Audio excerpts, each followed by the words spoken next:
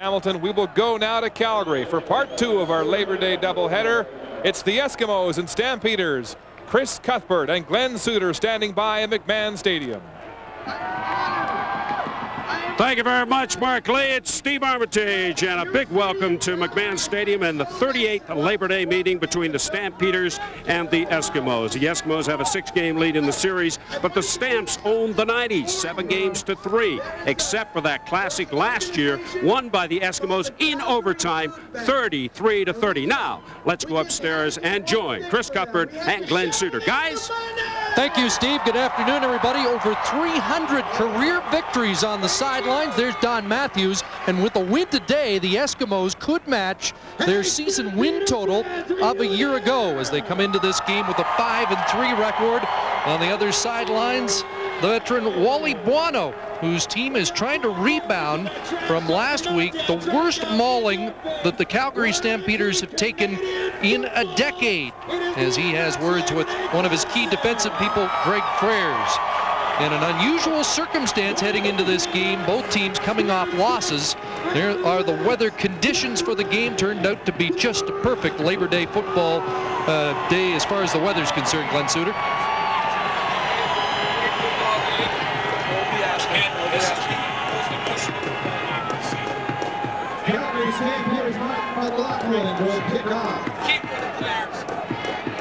Mark McLaughlin gets set to kick it off. Donnie Ashley and Singer Mobley are deep. And this will be Ashley.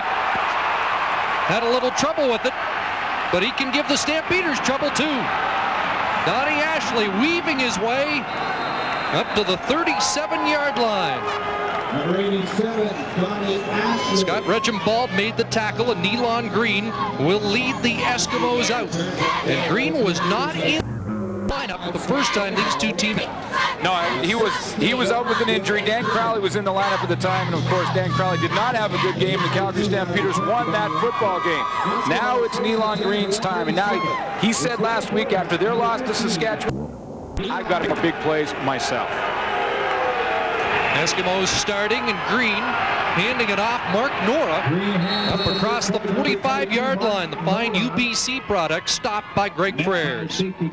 Let's set the Eskimo lineup for you. Troy Mills out, so Nora is the running back with Sean Daniels, the fullback in the Eskimo backfield. This is a vastly improved wide receiving core of Herbie and Williams, McCorvey and Vaughn inside for the Eskimos up front. Leo Groenewegen, the veteran, anchors the offensive line. Rick Cunningham is the newcomer at right guard. 2nd and 1. Mark Nora again off the right side.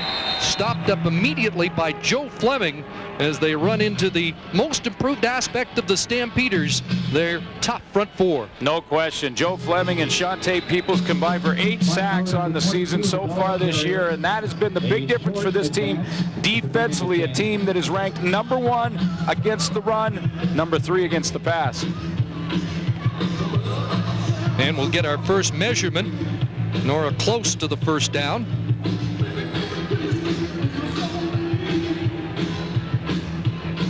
And in fact, he's got it by the nose of the football. Defensively for the Calgary Stampeders, we talked about the big improvement up front. Joe Fleming signed as a free agent this year. Shante Peoples back after his immigration problems from a year ago. Linebacking core led by Alonja Johnson in the middle. Daryl Hall quietly having an outstanding season. And Greg Frères, 5 interceptions on the season. He's the leader of a secondary that has to play better this afternoon. Here's Green throwing the out on the far side. Big Herbie, the target, and a completion. Well, last week, that secondary, Glenn, was shredded by Montreal. 5 plays over 50 yards. And so you know they're going to be geared up to atone for that this afternoon. Yeah, and Wally Buono said each guy in the secondary took a turn getting beat in that game versus Montreal. All around, their worst game in a long time for the Calgary Stampeders. So they have something to prove to themselves here this afternoon. Not only is it just Labor Day and it's the enemy across the line of scrimmage, but they also have to play better through from last week. Herbie got 6, 2nd and 4. Sean Daniels, the fullback, stopped short of the first down. At the line, he'll be short. And let's go back to Ivor Wynn. Number 56 with the first contact.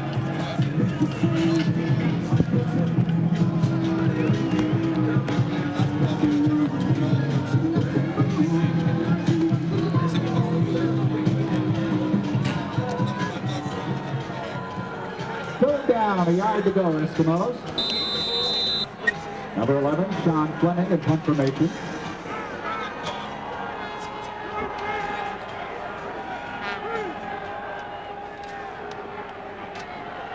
Sean Fleming punting the football away.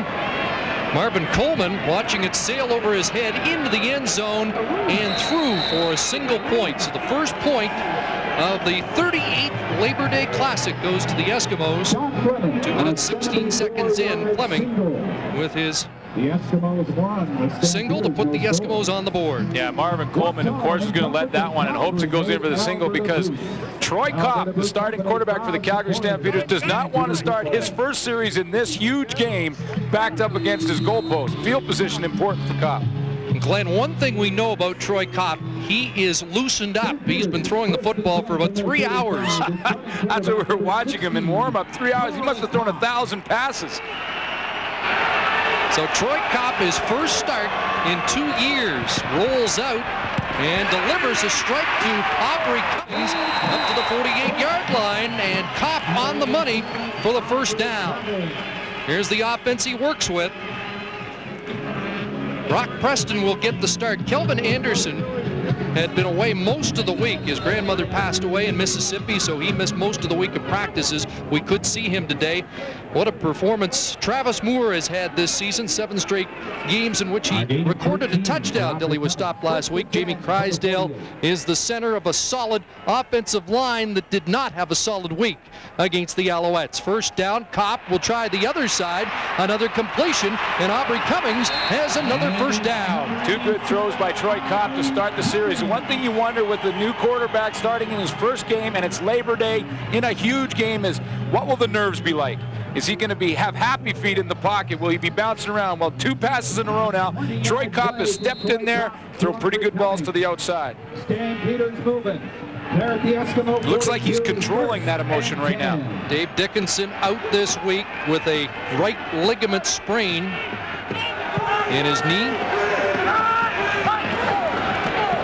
Here's Kopp on first down again. Moore 3 for 3 is Troy Kopp. Barry Carter with the stop on Moore. Whole bunch of changes for the Edmonton defense. Steve Anderson, the most notable on that defensive line. Of course, signed with the enemy if you're a Calgary fan. Steve Anderson over from BC. Singer Mobley and Terry Ray have been playing outstanding throughout the season in the linebacking core. And in the secondary, again, a couple of other changes. Eric Edwards and Jerome Peterson draw into the lineup. So an impressive start for Troy Kopp. First down from the Edmonton 30, swings it out. That's Rock Preston with some room across the 20, and he rumbles down close to the 10. Big block by Jay McNeil, the left guard. All week long, the coaching staff in Calgary have been talking to Troy Kopp about not trying to win the game on every single play. Distribute the football. Don't try and do too much from the quarterback position, and that's what he's done on this first series. Not big plays down the field. Just dump the ball to your talented receiving core and running backs and let them do something with it. George Cortez, the offensive coordinator, has been working closely with Kopp. Another first down. He's 4 for 4. Going to look near the end zone and unable to hook up with Vince Danielson. And a flag down as Kopp was roughed up. Yeah, he got nailed by Glenn Scribner. Glenn Scribner looked like he hit him just as he threw the football. But he hit him up high. Major foul, roughing the quarterback, Edmonton 72.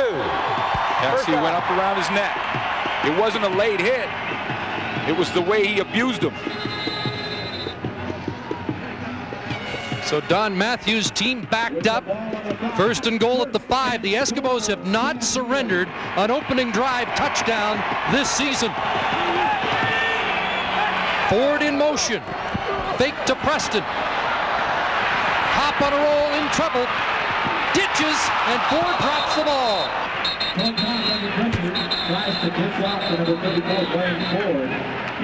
Pretty good coverage down the field. I think Kopp wanted to go to Alan Pitts, but Ralph Staten was all over him. He got some help from the safety, and Kopp didn't see his primary target. Now he's just scrambling, trying to make something happen. And Dwayne Ford showed up late and couldn't hang on to the football. Kopp has been extremely candid this week. Oh, yeah. I have been so surprised with the pressure that he's put on himself, saying that this game will really affect the rest of his career. It's bad enough it's Labor Day. Pretty impressive opening drive. He said, I know it's Labor Day, but this is even more important for me. Second down, he'll look in the end zone, jump ball, and an interception. The Eskimos come up with it. Ralph Staten, who has solidified that secondary for Don Matthews with a big pick and an impressive opening drive for the Calgary Stampeders, snuffed by second interception of the year for Ralph Staten. It's the 5th thrown by Troy Kopp in limited service this year. Take another look. Well, Ralph Staten, in his first season in the Canadian Football League, plays this one like a veteran. He knows that Vince Danielson is going to run out of room on that corner pattern. He only had another 4 or 5 yards in the back of the end zone. So what did Ralph Staten do? He played off him, he trailed him, and then when the ball was in the air, played the football. So the Eskimos dodge one early. Green goes to work from the Eskimo 25.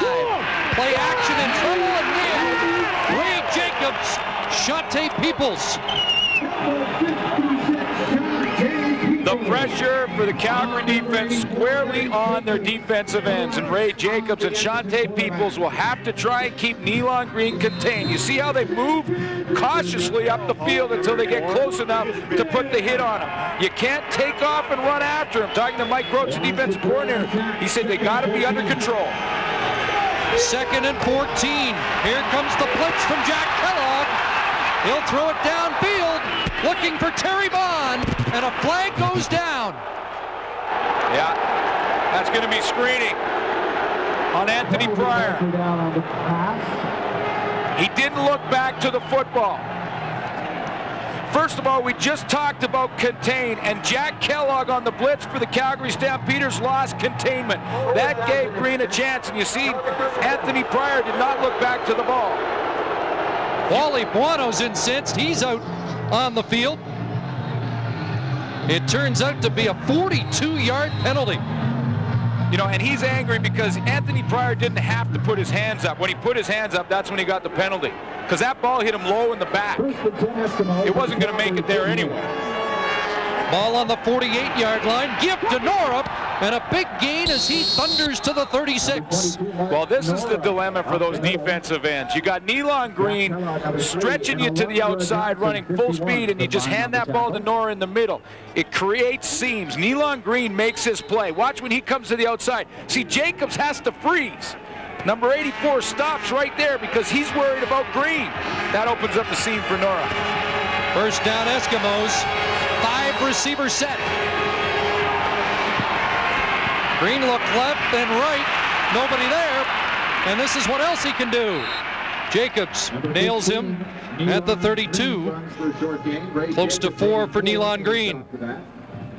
Well, this is what the Edmonton Eskimos have to do. Grind the football on the ground. We saw Nora involved.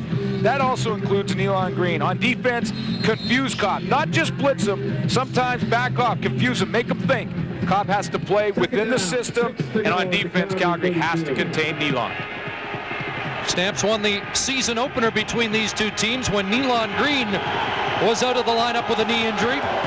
Shoes on the other foot today, second down, and that one nearly picked off by Pryor.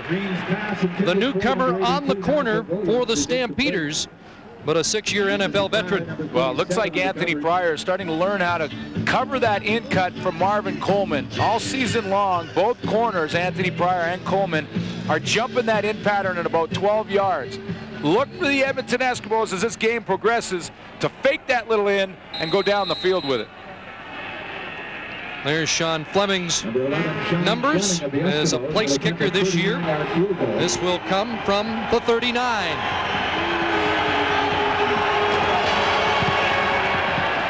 And Fleming splits the uprights to expand the Eskimo lead. We're midway through the first quarter. It's sold out McMahon, 4-0 Eskimos. Great atmosphere here for the 38th annual Labor Day Classic in the site of the 88th Grey Cup game, and an impressive opening drive for Troy Kopp until that final pass. Yeah, it really was, and that's when you get down there, you want to make sure you come away with points and not force the issue. One concern the coaching staff has with Troy Kopp. That's 5 interceptions in 27 pass attempts this year. Dave Dickinson, the Calgary starters, only had 3 interceptions all year. And Preston nailed there by Terry Ray, the most active of an active Eskimo defense. Well, he has become arguably the hardest hitter from the linebacking core in the league. He personally knocked out Anthony Calvillo and Mike Pringle in one game. Montreal played in Edmonton. Great speed to the football, and when he gets there, he arrives in a bad mood.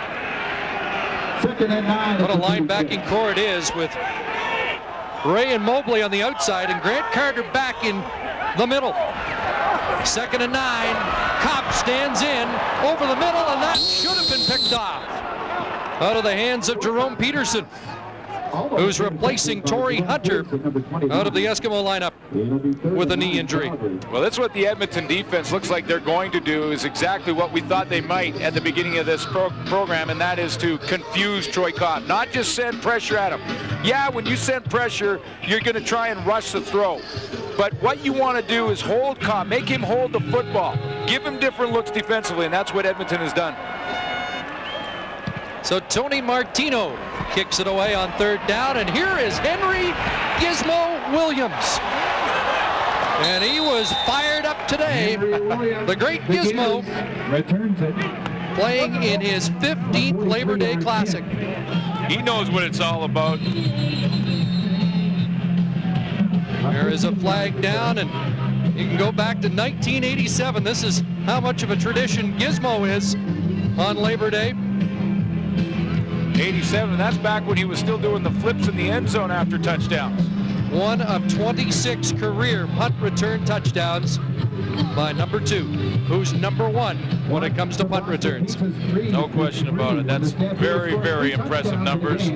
Put him right in the Hall of Fame. You know, when you look at his career average, 11 yards per punt return, he's very close to that this year at just over 10. Aldi Henry is the injured Calgary Stampeder and the top player for the Stamps on special teams. He leads the CFL with 17 special team tackles. Yeah, and it'd be a crucial loss. It looks like a cramp problem, the way they're trying to stretch out his calf, because we just talked about what Gizmo Williams can do. Well, with Aldi Henry out, that's their best tackler on those special teams.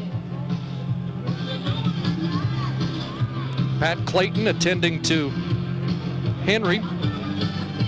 42-22, the Calgary Stampeders won the opening matchup of the year between these two teams. Interceptions were a big story in that game. There's the final of the first game of our doubleheader, as Danny McManus and the Tiger Cats prevail over Pinball's Argos. And Henry not putting any weight on that right leg. Yeah, that looks like more than a cramp. You have won 1 month worth of free They might have been looking at that ankle as well. Western Pride Car Wash. This is a big series, Glenn, as is the case traditionally. They meet on Labor Day here back in Edmonton on the Friday, and conceivably the Eskimos could find themselves in first place in the West should they sweep these two games. Yeah, well, that's the other side of the issue, and that's what the coaches are really thinking about. The hype is great for the fans, it's great for us, great for everyone watching, but the coaches are looking at the standings, and Don Matthews knows he's within striking range of the Calgary Stampeders and would love to take it back at home on Friday. Eskimos games, that big one next Friday. Over 40,000 tickets already sold at Commonwealth. Well, you know, if they can win the back-to-back and then they have BC twice in the next 4 weeks, they can pretty much seal the deal in the West. It's a lot of games and a lot of football, though. Eskimos go to work from their own 46. Green with a lot of steamboats. Now on a roll. Using his escapability to step out near the 50. Well, here's the thing with the rush with the Calgary Stampeders. With Nealon Green and his great speed, you can't go too hard. You almost have to gear it down to like running in second gear. See how they're controlled? Green has time to throw the football. They don't want to get too far upfield. The key to Nealon Green, I still believe, is make him a passer. Make him a pure passer. If he starts running, you're in trouble. Those numbers lower than many people expected this year. In one game last year, he had 180 yards rushing against Saskatchewan. But he has stood in the pocket more, does here, and overthrows Terry Vaughn with the penalty marker down. Terry Vaughn is too tall, incomplete. 3rd and 5. Dave Ewell in charge today. And the Eskimos were offside. Decline that penalty and take the Offside. football back. Edmonton number 13. Penalties declined. 3rd down. Rick Walters, Canadian slot back, a little anxious. And it's 3rd and 5 in a punting situation for the Eskimos. But that's been much talked about in Edmonton. Why is Green not running as much? Is he trying to nurse that knee back to good health, or is he trying to become a passer? I think a little of both. I think, the knee, he says it's fine. The staff says it's fine, but it's got to be bothering him, at least a little psychologically. Fleming at a single. This one off the side of his foot. Had a better hop, but still, it's out at the 23-yard line. So a 37-yard Sean Fleming punt. Stampeders with the football when we return to McMahon. Welcome back to McMahon Stadium in Calgary. The Eskimos leading the Stamps 4-0. The story on Aldi Henry is simply this: he has a bruise on the right side of his right leg. They've got ice on it right now. Pat Clayton thinks he might be back. Guys? Well, that's more promising than it looked when he hobbled off. Looks like he was schooling Anthony Pryor. That'll likely be the guy that replaces him on the cover teams. 1st and 10, Stampeders. Copp delivers. There's a reliable receiver. Alan Pitts at the 38-yard line has a 1st down for Calgary, the receiving king in the Canadian Football League. Yeah, great pattern. He just pushes Ralph Staten back, gets him off the coverage, and turns around and drops to his knees. Excuse me, Jerome Peterson was back there. 1st and 10 from the No one's caught more passes For more yards. in Canadian Football League history. And he will be honored at halftime today. 1st down, flag down. Brock Preston with the football. Trying to cut back and couldn't do it against Robert Brown. And that Stampeder bench was suggesting there was a face mask as well. It looked like the first call. Sigler Mobley jumped off. He looked like he was coming on a blitz from the linebacking core for the Edmonton Eskimos. He got back, I think, but he pulled off one of his teammates. Watch Mobley right at the top of your screen. So he got off, then he jumped back. Edmonton 96. 1st down repeated. That's former Stampeder Steve Anderson, and Robert Brown looked like he was trying to undo the chin strap of Brock Preston. Not really a face mask grab, more like an ear hole grab. So they take the penalty, and it's 1st and 5 from the Stampeder 43. 4 receivers to the wide side. Copp looks short side, looking for more, and it's picked off. Perry Carter has the interception as he outdueled Moore for the ball, and Copp has thrown 2 picks in this opening quarter. And the penalty's going against Calgary. They'll decline that. Edmonton will and take the football. 57. Penalties declined. Holding call against Jamie Crysdale. We talked about confusing Copp as Perry Carter slow to get up after he got thrown down by Travis Moore, but Copp thought this was all-out blitz. It wasn't. The Edmonton secondary dropped back into coverage, and Perry Carter just battled Moore and won the battle. Catch that ball at its highest point, and that's the face mask. He went down, and that's why he's still down in Perry Carter. That went undetected. Carter, another big reason the Eskimo defense has been so much improved this season. Well, absolutely. Just 1 interception on the year, but Perry Carter has been their best coverman. And he's always asked to cover the good wide receivers like the Travis Moores in the league, and really has stepped it up and been a solid factor for that defense all year long, a defense that ranks 4th against the pass. 3 years in the Oakland Raiders camp. And even Pat Clayton of the Stampeders over there to help out as they tend to Carter, who is on one corner. They have a new corner on the other side in Eric Edwards, and they'll have to press Dwayne Provo back into duty, who had a rough game last week against Saskatchewan. And what they'll do is they'll put Dwayne Provo to the wide side of the field and ask Eric Edwards, who's in his first game, into the short side where the ball arrives in a hurry. They're taking every precaution necessary, Perry Carter, because that was his neck turned around when he went down. And we can all assist the ushers in their efforts to keep the field sight lines unobstructed by staying behind the yellow line on the grandstand rampways while the play is on. Oh, and they're looking at his knee as well. Still in some difficulty, obviously, as they put him on the cart. The CFL and the breakup for the best sports coverage in the It looked like they were being real careful with that knee. Air miles, reward miles. Right there, the left knee as he went down got stuck in the turf.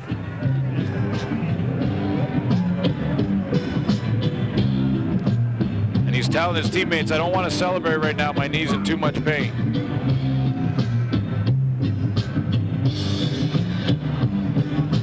So Carter has been lost for the time being, and we can only hope it's not serious. Closed captioning brought to you by Tim Hortons Iced Cappuccino. It's creamy, smooth, deep down.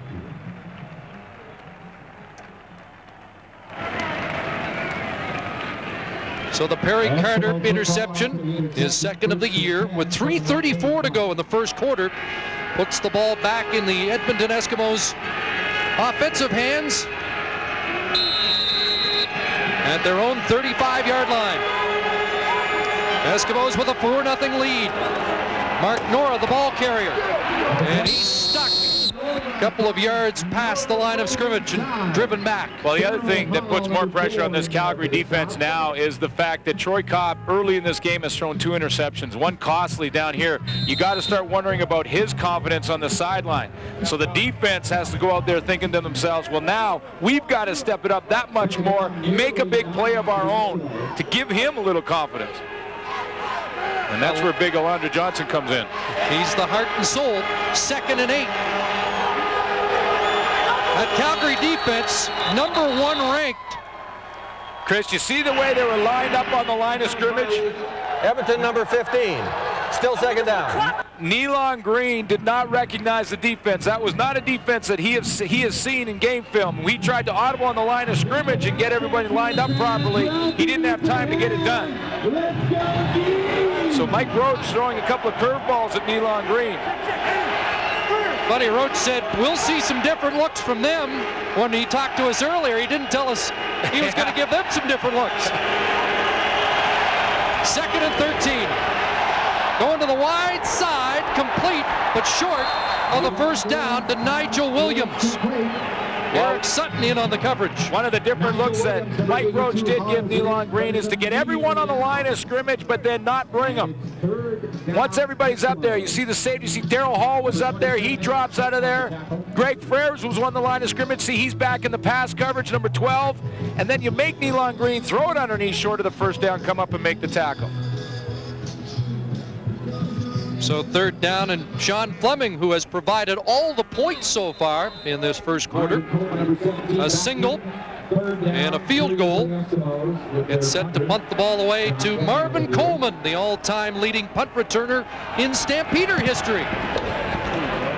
Although not quite in the Gizmo Williams department.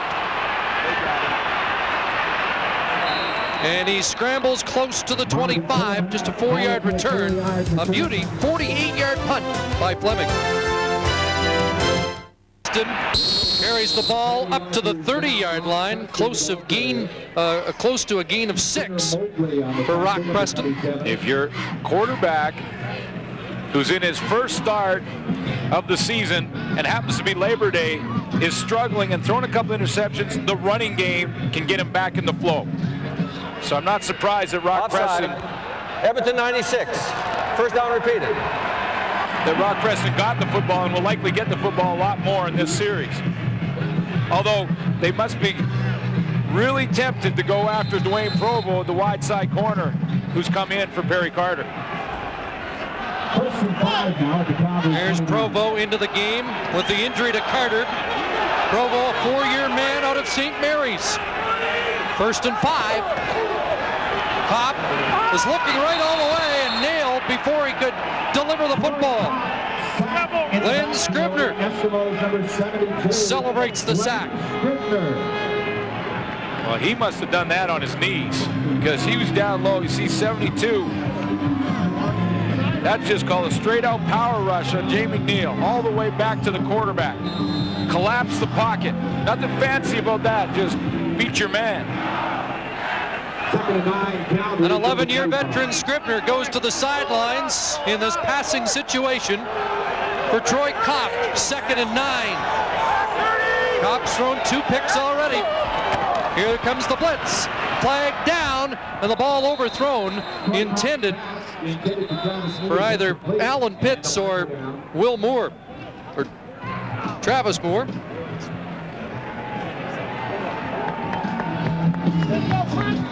Offside. Calgary number 18. Penalties declined. 3rd down. As good as Troy Kopp looked throwing the football early in this game in the first series, he had a couple of receivers wide open on that play on 2nd and long and just flat out missed him. Travis Moore was open by about 3 or 4 yards, and that's the nerves. 2 interceptions can put doubt in your mind in a hurry. Boy, he came out of the box firing, looked so confident and poised. Then the errant pass into the end zone, and the game's changed around completely for Troy Kopp. Martino off the side of his foot, and it bounces to Gizmo, no yards, as he's hauled down by Ray Biggs. 41-yard punt. And a penalty marker down against Calgary.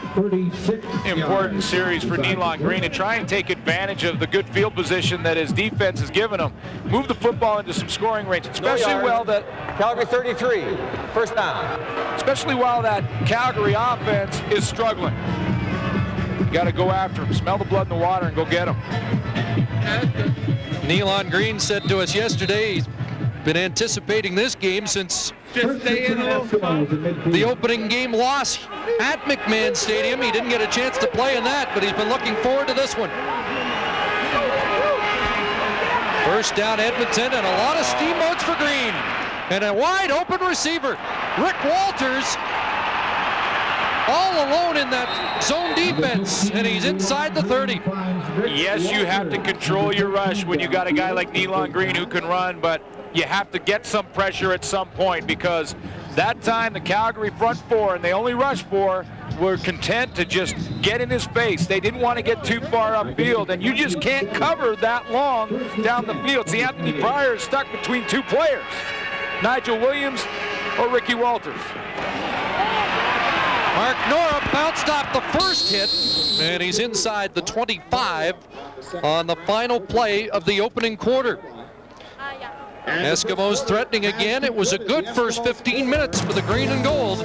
They have the lead, 4-0 here in Calgary.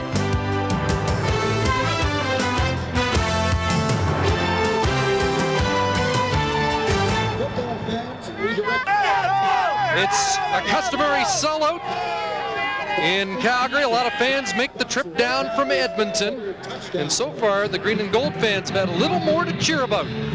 That is the biggest number right there, and not just in the game as far as what the score is, but in the confidence of a quarterback who has very little experience in Troy Kopp.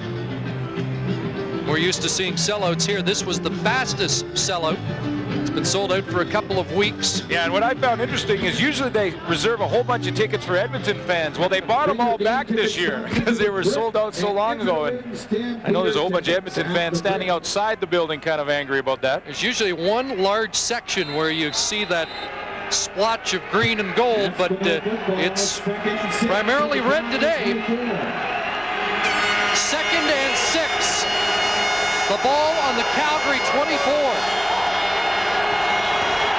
Green with trouble on the snap, gets rid of it quickly. Flag down, Vaughn pushing off in the end zone, incomplete, as he battled with Eric Sutton, the nickelback of the Stampeders. The penalty is going to go against the Edmonton Eskimos. There is a penalty marker. And a decision for Wally Bono. In this series, with Nealon Green having so much time on the previous play, the one to Ricky Walters, this time Calgary decided to just send everybody. Holding, third down.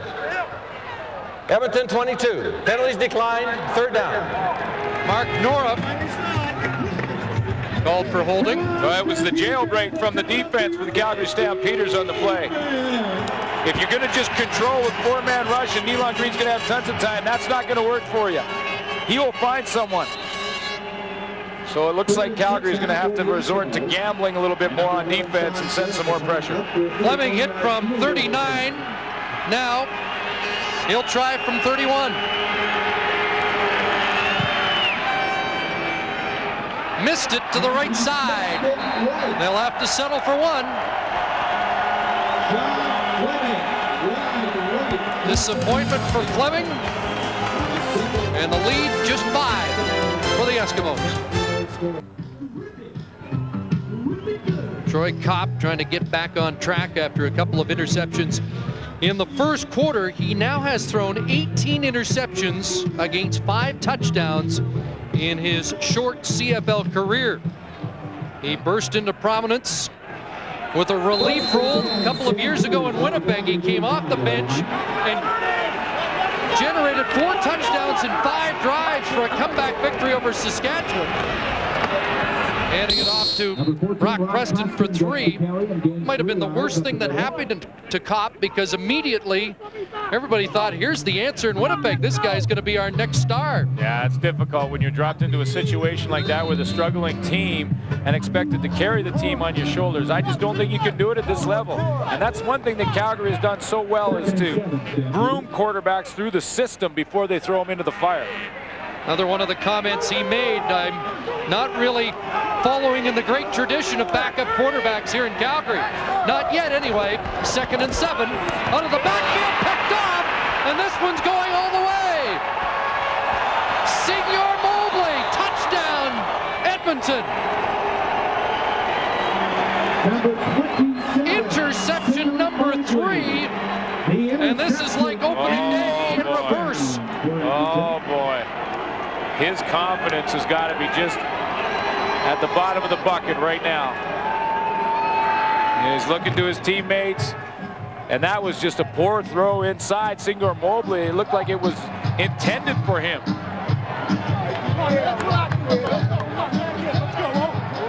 Opening day, Dan Crowley, the backup for Edmonton, tossed 5 interceptions. 2 ended up being returned for touchdowns, and now the Eskimos are preying on Calgary's backup.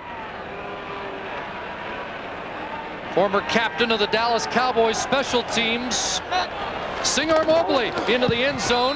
There's the extra point. And a shell-shocked Calgary McMahon Stadium now, as the hated Eskimos have come in and taken command. Well, he has time initially to throw the football, but he just was expecting his receiver to break to the out, not to the inside, and Senior Mobley was sitting right there. 2nd touchdown on the season.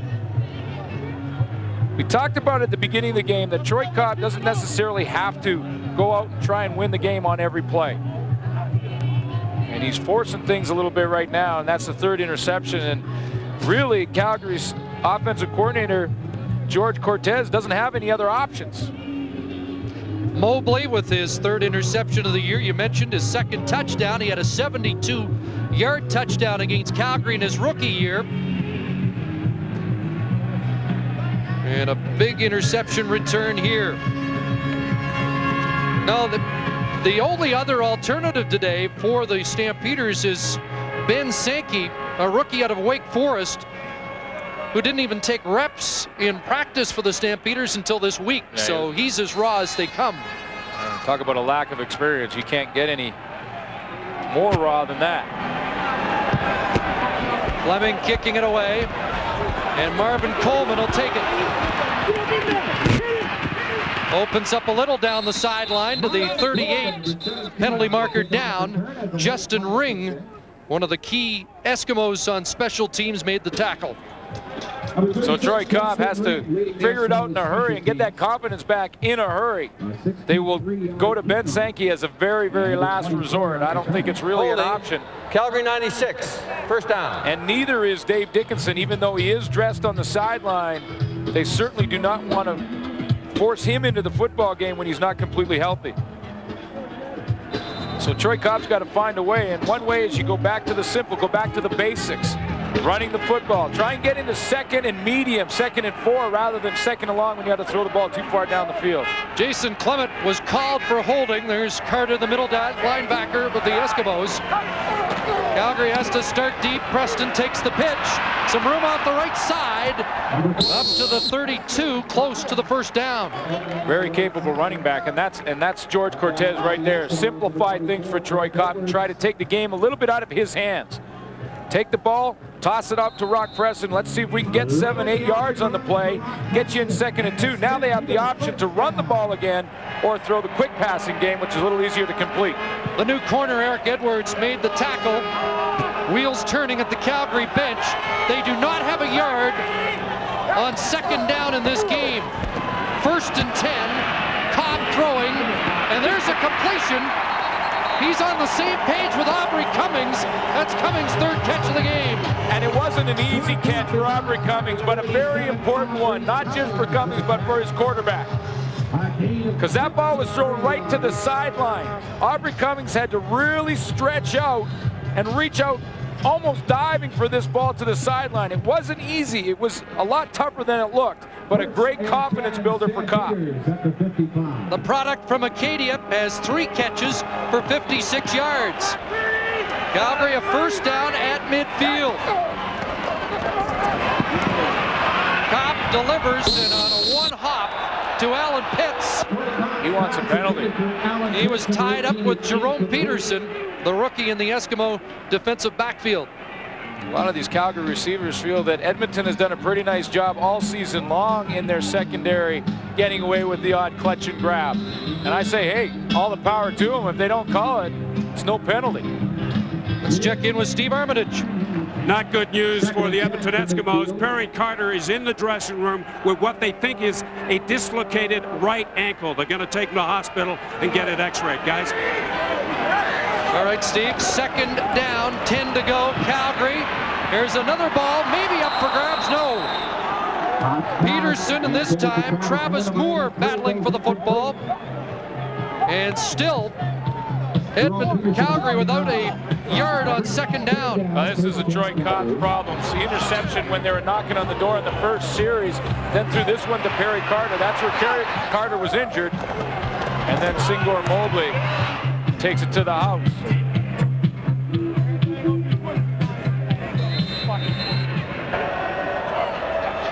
Not the start Cobb was looking for.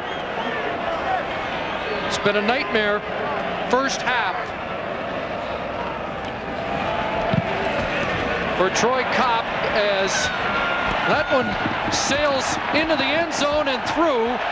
And with the breeze at his back, Tony Martino boots a 75-yard single. He was looking for the coffin corner. He'll have to settle for a single point. Stamps are finally on the scoreboard.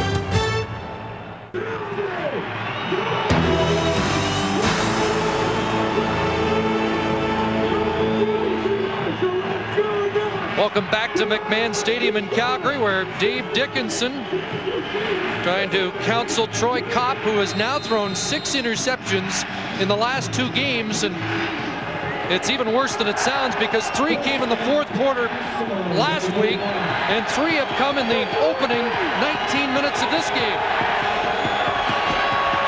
Hall on the blitz, picked up, and a completion to Nigel Williams, but for little or no gain.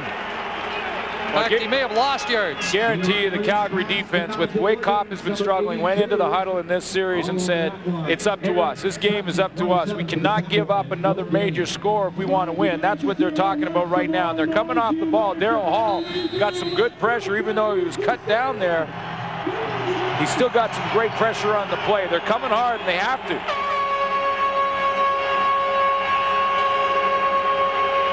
They give him the 35, so it's 2nd and 10, no gain.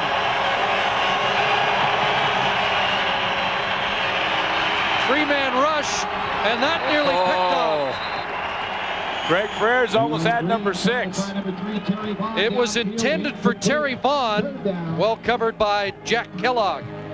What a season Greg Freres is having at the safety position. He's finally settling in the spot. He's been bounced around some different teams throughout his career. Been here in Calgary before, came back. 5 interceptions on the season, has a couple of touchdowns. He's really settled into the spot. Got a good understanding of what offenses try and do. He had 2 opening day, and we'll have more on Greg Freres coming up at halftime. 12-1, Edmonton leads. Fleming kicks it away. There's Moore. Cutting back. And contained by Charles Asman. 36-yard punt, 4-yard return. Number 30, Charles Asman. Eskimos with the lead. Troy Kopp goes back to work. A completion over the middle. Rookie Mark Boerichter. What an addition he has been to the Stampeders this season. Number 8 in the CFL in receiving. There are his numbers on the year. 5-yard pickup for Boerichter. Second in the Calgary Stampeders in receiving. And when you have a core like Travis Moore, Alan Pitts, and Vince Danielson, to be a rookie and to rank second on the team is accomplishing something. Well, this is where the problems have prevailed for Calgary. Second down. Needs 5.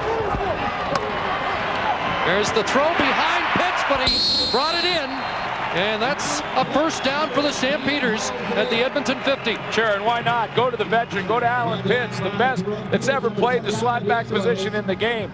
When you're struggling, when you know on second down you're going to see a lot of man-to-man defense, you either got to go to Pitts, and if he's doubled, you go to Travis Moore, and that's what Kopp finally decides to do. Pitts reacts back to the football in front of Jerome Peterson. First time he's completed a second down pass in this game to one of his teammates.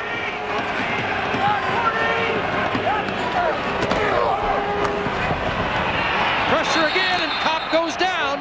That's Glenn Scribner with sack number 2. And it looked a little like the first as he did it from his knees. In a conversation I had with Fred Childress before the game, they also talked about the pressure that's on them to give Troy Kopp a couple extra seconds in that pocket, and give credit to the Edmonton front 4, including Glenn Scribner, who has a couple now. They're getting off the football. You're controlling that line of scrimmage. That puts that much more pressure on Kopp. Stampeders have given up the most quarterback sacks this year. And last week, Dave Dickinson was nailed 5 times. A lot of good people in that offensive line to be giving up that many sacks. Here's a toss to Rock Preston. Preston tripped up.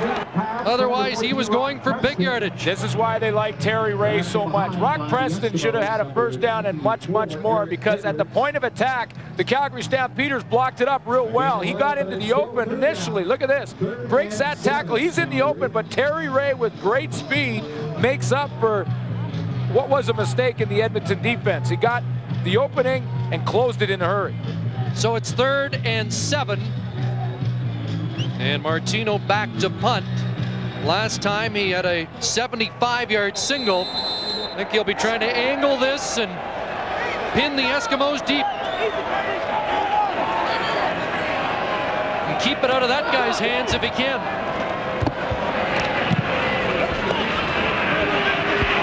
It will be Williams in trouble. And out to the 10, and he did well to do that. 41-yard punt by Tony Martino.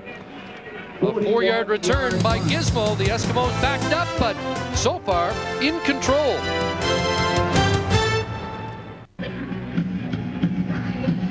I know Gizmo Williams, Don Matthews, a little frustrated that teams have been kicking away from Gizmo this year, but you thought maybe he was a little over anxious to get his hands on the ball that time. Yeah, I know he wants to take one back on Labor Day, but he caught that one in the 5. If he lets it go through, it's 1 yard and a lot more real estate. Eskimos start from the 10, and Mark Nora with a big hole up the middle. And Nora still thundering across the 35-yard line. What a run by the Canadian tailback. And you don't say that often, Canadian tailback. No, you don't, but he's really making a mark for himself in a hurry. Had a huge game against Montreal earlier in the year in Commonwealth Stadium. Rushed for, I think it was around 125 yards in that game. So hard runner's got those knees high. You better wrap him up. UBC grad. 97 Heck Crichton Trophy winner who signed with Edmonton because they wanted to utilize him in the tailback role. Flag down, and so is Green at the 35-yard line. A loss of 1 or 2. Ray Jacobs brought him down, a holding call going against Edmonton. But the importance of the run for Mark Nora, I mean, even if the S don't get a first down in this series right here and punt the football, he made up a whole bunch of real estate. When we talk about Henry Williams. Edmonton number 60. Penalties declined, second down. Gizmo Williams' decision not to give up the single point. They lost all that field position, while Mark Nora just got it right back for him. 27-yard gain by Nora. The holding call declined. 2-yard loss. A sack for Jacobs.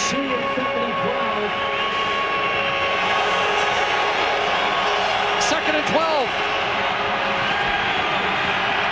Green over the head of Terry Vaughn. Has not been able to hook up with Vaughn. Number 7 in the league in receiving. Yeah, that's just mechanics. Just an overthrow to Terry Vaughn. Just didn't step into the throw.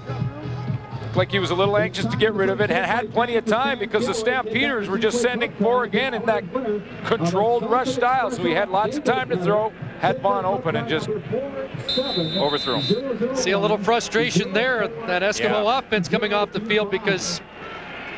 And he's a quarterback, Chris, that wants to become a passer and be known as a passer as well. Fleming kicks it away, and Marvin Coleman has the ball. And Marvin Coleman tripped up from behind as he nearly got away. Justin Ring clipped him on the ankle to bring him down. An 11-point Edmonton lead.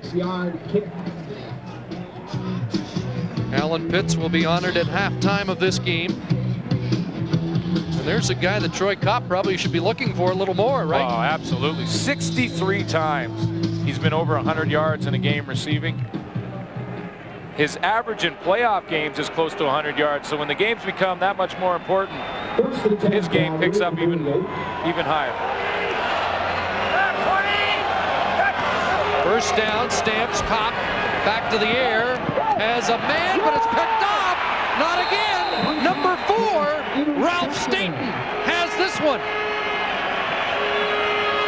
Pass tipped by number 29, Jerome Peterson. Glenn, they've run 21 plays from scrimmage, 18 passes. Troy Kopp is throwing the ball 25 yards down the field on first down. I mean, here's a situation where he doesn't need to take up that much yardage. Just count the coverage. There's 3 guys out there. Nice tip by Peterson. You know, Ralph Staten gets the tip ball, but that's just basically throwing into coverage when you don't have to, and that's what they're discussing with Troy Kopp right now. And no attempt today to really establish a running game, which I think everyone assumed would be a key asset for an inexperienced quarterback today. Here's Green. Unloads. Ed Hervey caught from behind by A.J. Alondra Johnson. Hervey close to an Edmonton first down. Well, again, it's a crucial interception by Kopp because of the field position battle that's been going on. Now, Kopp just gave the Eskimos the field position advantage because they were winning that. Even though they were struggling offensively, they're not out of it on the scoreboard. They're winning the field position advantage, and you think that that's going to come around and turn into points. Well, now they gave it all back on the Ralph Staten interception. Staten has 2. One came in the end zone to snuff a promising opening drive, and now it puts the ball back in that Eskimo offense. You know, it's funny watching. Here's a classic case of stats lying. The Eskimos have not had as many yards offensively as Calgary in this first half, but they're in control. Big turnovers. Big turnovers, the difference. No one wants to be around Troy Kopp right now. Give him a lot of space. Let him try and work it out on his own. Came into the game with 4 interceptions on 21 attempts. He's thrown 4 more this afternoon. 2nd and 1.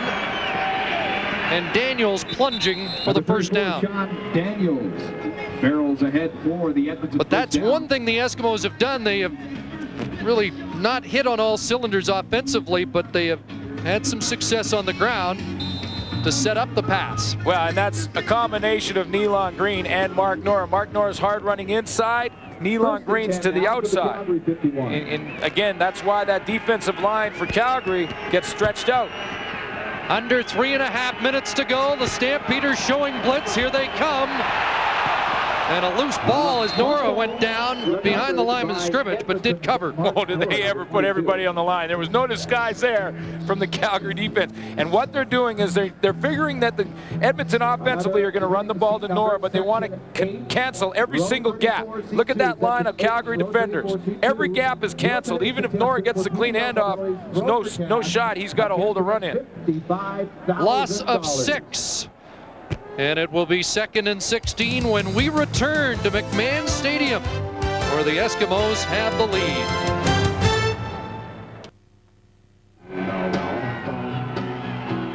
Welcome back to McMahon in Calgary. The Eskimos leading the Stamps 12-1. Coming up at halftime, we'll feature Greg Frères of the Calgary Stampeders. We'll have highlights from Hamilton, and Mr. Suter will analyze the first half here in Calgary. Guys? Thank you, Steve. It's 2nd and 16. Edmonton, Nealon Green in trouble and down as that Stampeder defense stiffens.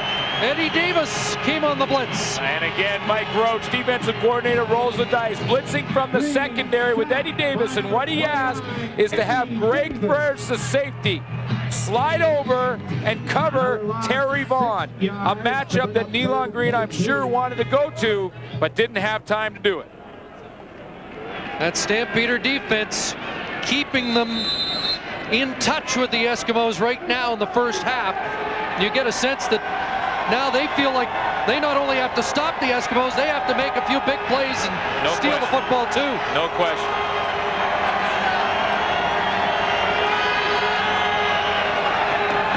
2:35 to go in this opening half. Moore got some room. Breaks one, up to the 43 and a flag down.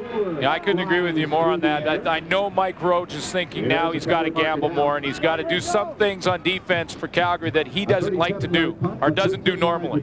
This is a team that usually drops off for the most part and relies on 4-man pressure. Well, they haven't done that in this second quarter. Grant Carter was listening to the options. Sutton is down.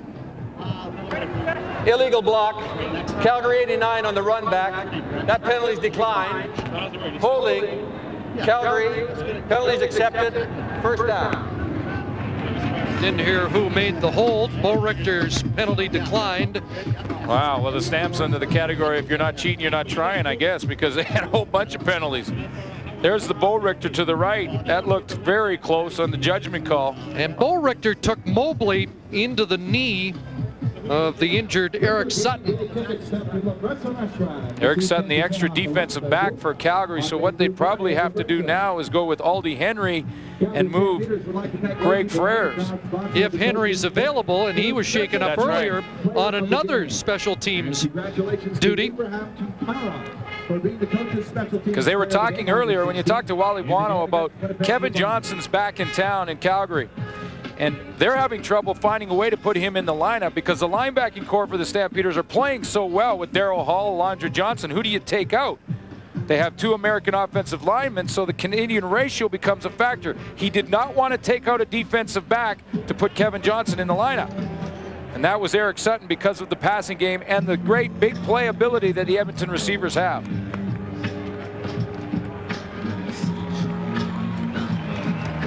So Sutton able to walk it off under his own steam. Dan Disley is another reserve DB for Calgary. He's the backup safety. Whether or not he could be employed as a nickel back, we'll wait and see. Provided by NMAX, the official electricity supplier for the Calgary Stampeders. Well, Troy Kopp has 2 minutes and 24 seconds to change the complexion of the opening half that has been nightmarish for him. Yeah, and in a situation like this, Dave Dickinson may go into the no-huddle offense, the hurry-up offense. I'm not sure that the Calgary coaching staff is confident that Troy Kopp can get that done. They start at their own 18, and they give it to Preston, who kicks it out to the right side, and the Rock powers his way over the 25-yard line. Does he ever have great vision? You know, some running backs are slashers or pounding running backs. Mike Pringle likes to run over you. Brock Preston has tremendous vision. When he hits the line of scrimmage, watch the decision he makes to go to the right. I mean, that's just, you can see the game with your eyes and move accordingly, and Brock Preston does it very well. He got 7. It's 2nd and 3, and the Stamps work without a huddle. Over the middle, and a completion for a first down to Vince Danielson. Well, they are going to let Troy Kopp try and call the plays on the line. Now, he'll still get all the calls from George Cortez on the sideline. And what this may do for Calgary is simplify what they'll see defensively. Under 2 minutes to go.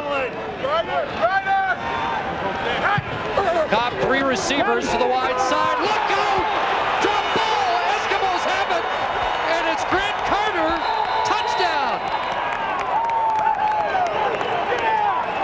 Justin Ring blitzing, and he demolished Troy Kopp. Untouched off the edge, Justin Ring. Basically what Edmonton wanted to do was send one more than the Calgary Stampeders were prepared to keep in to block. And Justin Ring is the free guy off the corner. Untouched, Kopp does not see him coming. Down goes the football. Definitely that was a fumble. And Carter picks it up and is in the end zone. Justin Ring, the Kamloops native, jars the ball loose, and Grant Carter takes it in. 2nd touchdown by the defense today. 5th turnover of the half. Fleming adds the extra point, 19-1. Well, he is the ringleader of that defense, Grant Carter. Happy to be back in the middle where he can kind of control things, and boy, have the Eskimos defense controlled things today. Well, and you got to give some credit to that secondary, because that's a great receiving core the Calgary Stampeders possess. And when Troy Kopp was in that drop back position, looking down the field, he didn't have anyone to throw to. Look at the 1-1002. No one's open over there. Couldn't get the ball out of there before Justin Ring got home. An irony in that play. There's Brad Miller, defensive coordinator, assistant head coach. An irony, Carter taking it in after his old roommate at the University of Pacific, Troy Kopp, had the ball dislodged. In fact, it was Grant Carter that told Jeff Reinbold a few years ago, you should look at this guy I used to play with at University of Pacific. My old roommate can play. Well, Troy Kopp has had some success, but none this afternoon. And it's going to come right back out here, but I think you still have to approach it offensively. You still have to be aggressive. Anthony Pryor now has dropped deep, but Marvin Coleman will take it. Number 17, Marvin Coleman. Well, there's one thing to be worried about your confidence as a quarterback coming in. It's another thing to have your teammates' confidence. And you got to start to wonder at what point will the Calgary receiving core and will that Calgary offensive line start to doubt the guy they got behind calling the signals right now. Well, he admitted that there was obviously nervousness around him as the week started in preparations, and heck, he knew the coach and GM was shopping around looking for a quarterback, and that lets you know that the job's not yours for a long time unless you can come up with the goods. And as you mentioned right from the start, he put a lot of pressure on himself before the day started.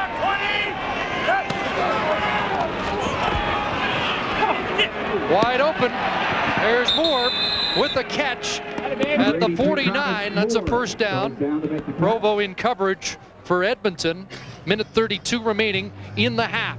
The Edmonton dropping way off now, trying to just get out of this half with the lead that they have, but they definitely don't want to give Calgary any momentum back.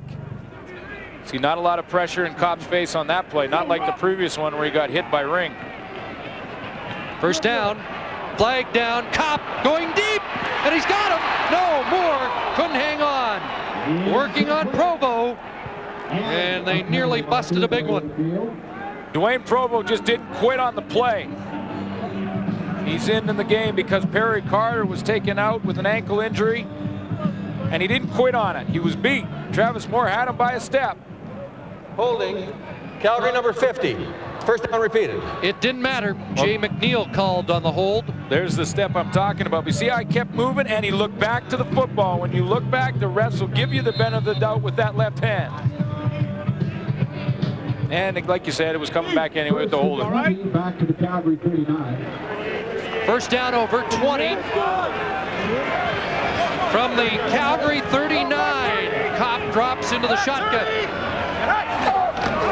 6 receivers out. Looking for more, and that's nearly picked off. That's the other thing that Troy Kopp is falling into now. The one thing that a young quarterback normally does is to telegraph where he's throwing the football.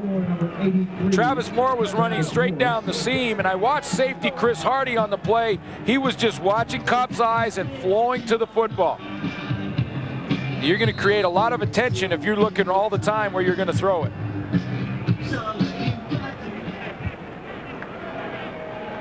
So it's 2nd and 20.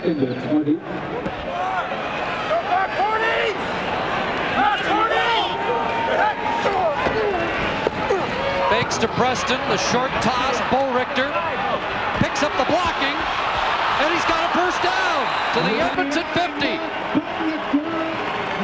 Came into the preseason, Mark Bo Richter was the leading receiver for the Stampeders in the preseason, close to 200 yards, and that's in games that you don't play the whole time. You only play about a half, even if you're a rookie. That impressed the Calgary coaching staff enough to get him in the lineup. A big, huge target at 6'3" that can fly.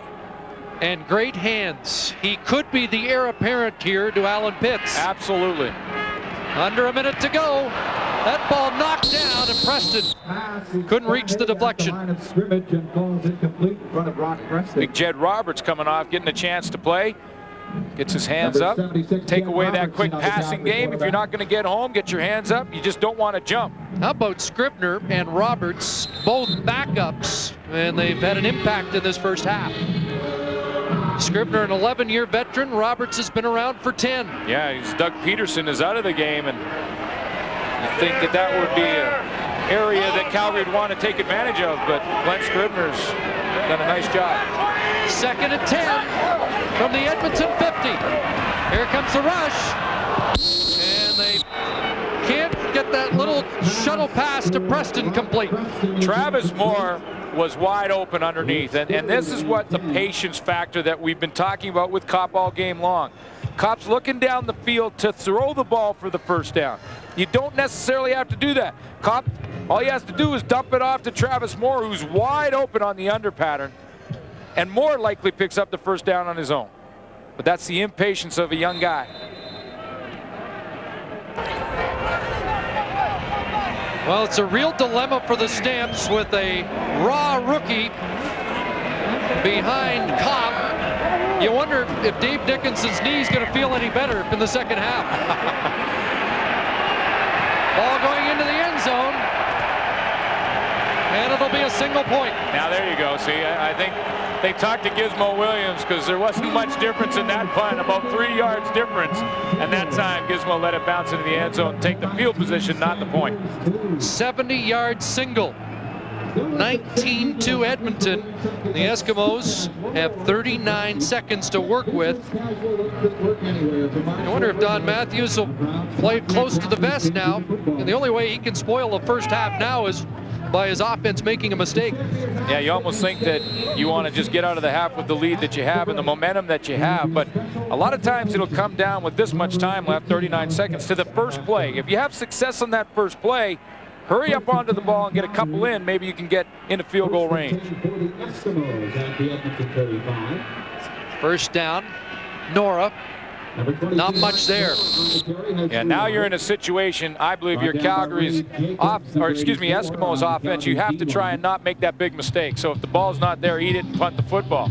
You definitely don't want to give Calgary a quick turnaround with an interception and some life in this first half when you've outplayed them like they have.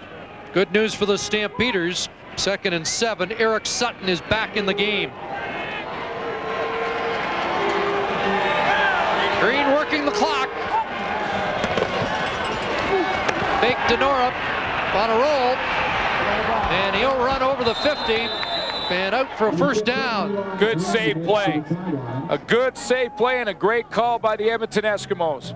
That much time, don't force it. Let's get Nealon Green out in the open field, see if he can't run for it. If he doesn't get it, we punt the football. And now one completion could put them in field goal range.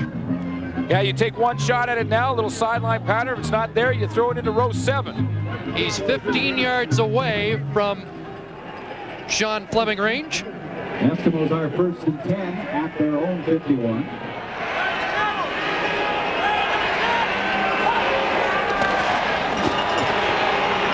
Rolling right, flag down, Walters the catch, and he's forced out at midfield. Well, this flag is against Edmonton, which I think it is.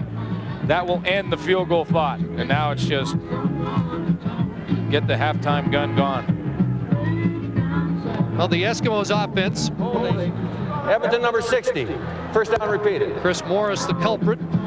Edmonton's offense has only put 5 points up, but the defense has a couple of touchdowns. Typical Don Matthews team. Great on special teams, very aggressive on defense, with quickness on defense, and then offensively, let's just find our way somehow down the line. He has decided that he wants a running quarterback, and Nealon Green's going, and he's going to be the guy in Edmonton from start to finish. This should be the final play of the first half. Oh, Green's going to air it out. Got a man open. Oh! Pryor with the hit after the catch by Kes McCorvey. So the half ends with an exclamation point. Nice completion and a heavy hit. Well, Kes McCorvey will get the statistics on the catch and a good headache. Let's join Steve Armitage. Thank you, Chris. I'm with Don Matthews. Don, the story in that first half, the way your defense shut down Troy Kopp. Well, that's right. Their number one quarterback is hurt, and we came down here early in the year, and we know what it's like when that number one guy is out. So they're struggling a little bit. We're giving them a lot of looks, but our defense has played well, and they put 2 on the board, and they've given us a nice little lead. Any concerns about your own offense?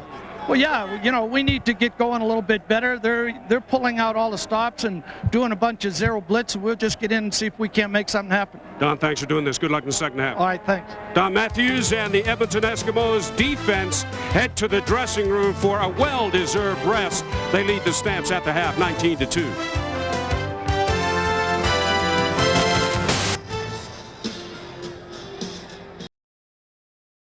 And 1 fumble recovery for a touchdown. The story for the Edmonton Eskimos in the first half here at McMahon Stadium. Well, one of the toughest positions to master in the game of football, besides quarterback, and I'm a little partial to that, is the free safety position. Case in point, Greg Frères of the Calgary Stampeders, now in his 5th year with the Stamps.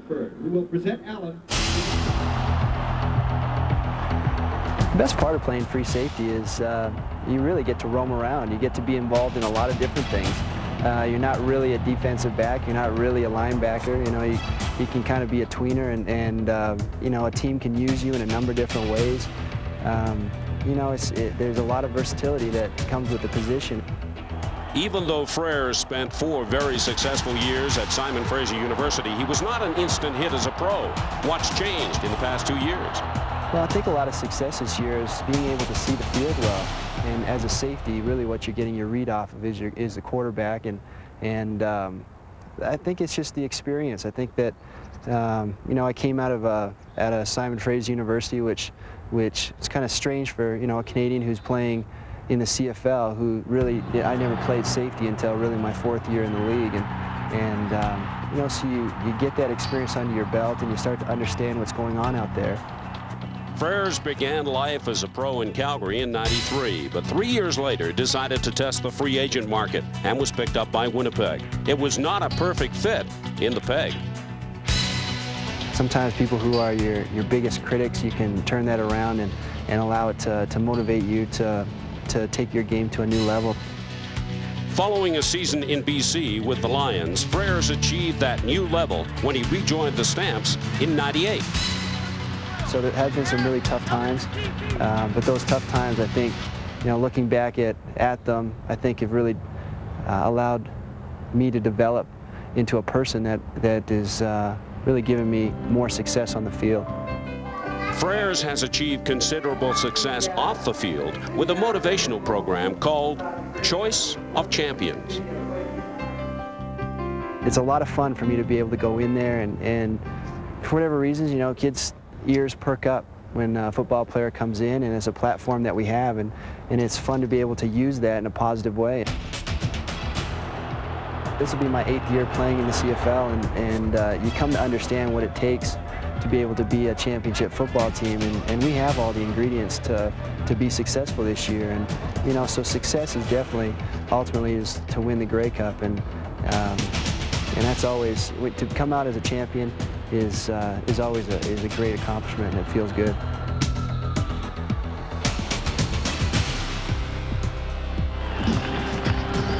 Not too much for Greg Frères and the Calgary defense to celebrate about in that first half against the Eskimos. It was all the Eskimos defense as they lead at 19-2. Another magic moment for that man, Alan Pitts, the all-time leading receiver in the CFL, honored here at halftime. He gets a cruise and a 61-inch television set.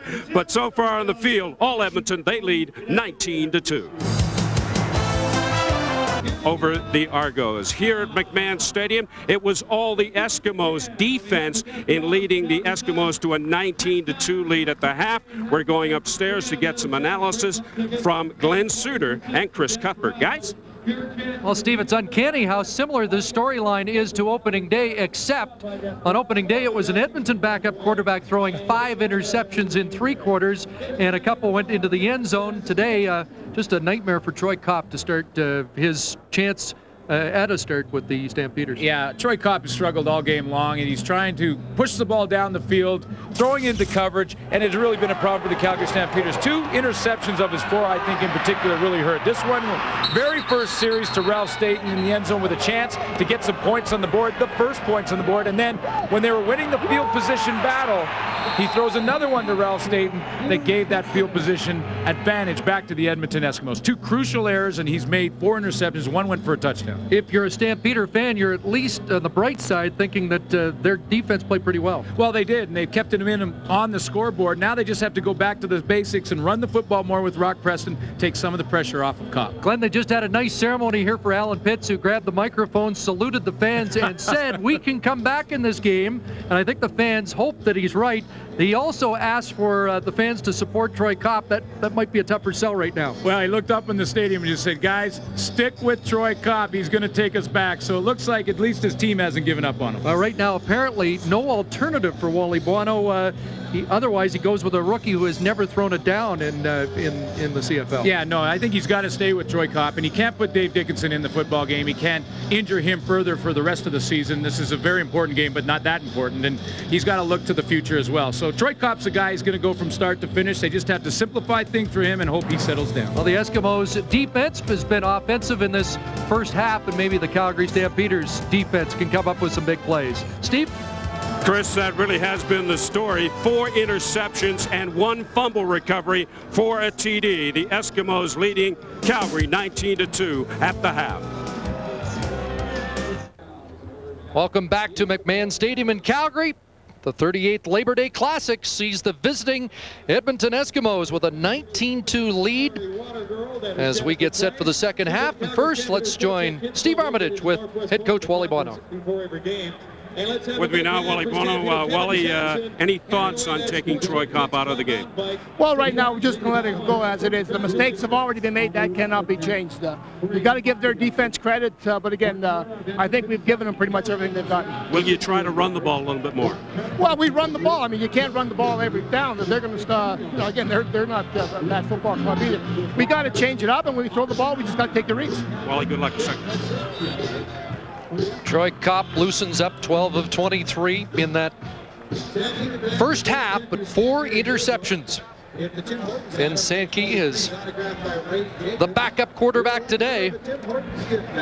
And at the other side of the field, Nealon Green gets ready for his second half, and he really hasn't got things going the way he'd like so far. Well, it really could be a lot worse for the Calgary Stampeders in front of their home crowd. If Nealon Green is moving the football more effectively, it should be bigger deficit, but they haven't. Calgary's defense have played pretty well. Both defenses have played well, and Troy Kopp, like you said, has got to take the reads, take the underneath stuff, see if he can add to those numbers, get his Calgary Stampeders back in it. There have been some storybook tales of backup quarterbacks in Labor Day history. None better than 95 when Jeff Garcia replaced Doug Flutie and threw 6 touchdown passes. Mike McCoy last year pressed into duty. Dave Dickinson came off the bench in a Labor Day game to make an impact, and Troy Kopp has not been able to follow that up. But they get the ball after the Coleman return at the 30, and Kopp is the only alternative Wally Bono has, and he's got to stick with number 16. Yeah, it's interesting in that interview on the sideline, he was kind of looking at it saying, no, we're going with Troy Kopp. There's what the two quarterbacks have done. Nealon Green has been a little more effective running the football than throwing it, as per usual. Till that bottom line, it looks like Kopp's dueling Green.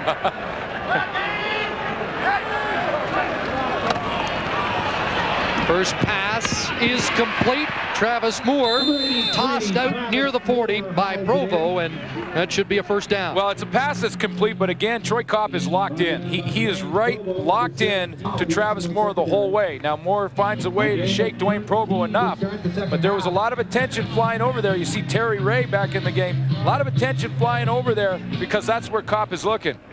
Well, that's not good news either. Travis Moore in some difficulty, the number 2 receiver in the CFL. They put the ball on the ground, and Kelvin Anderson with his first carry of the game, and he's trying to charge up the Stampeders. Sad story, Anderson returning home to Mississippi this week. His grandmother died, the woman who raised him, from the age of 2, and Anderson missed the entire week of practice and was available for duty, but well, it didn't show in that run, and you know, you got to feel for Kelvin Anderson to even be out there in the situation that he's in. But Calgary Stampeders need a lift, and they need a lift from their veterans, and that's why I'm sure, knowing Calvin Anderson and the competitor that he is, he likely went in and said, I want to be in this game. Get me in. Maybe I can provide a spark plug. Maybe I can give us a lift. And he certainly did in one play. I saw the whole bench jumping out of their shoes. Travis Moore checks back in. First down for the Stampeders. The Calgary 53. Play action. Pitts. Oh, almost a terrific catch by the sticky-fingered Stampeder receiver, Ralph Staten, in on coverage. Troy Kopp looked right to him because he thought Pitts was open enough to get him the ball in front of him. He had a better chance. Pitts had to go up and get this one and couldn't come down with it. See that ball starting to float. You know, we saw him throw a bunch of footballs before. There's Steve Anderson. We talked about him right at the beginning of the game, wanting to have a great game, but Thomas Ram saying, not on my shift. Those two used to be on the other side of this Labor Day Classic. 2nd and 10, wide open. It's Danielson, shakes the tackle. Inside the 20, down to the 5.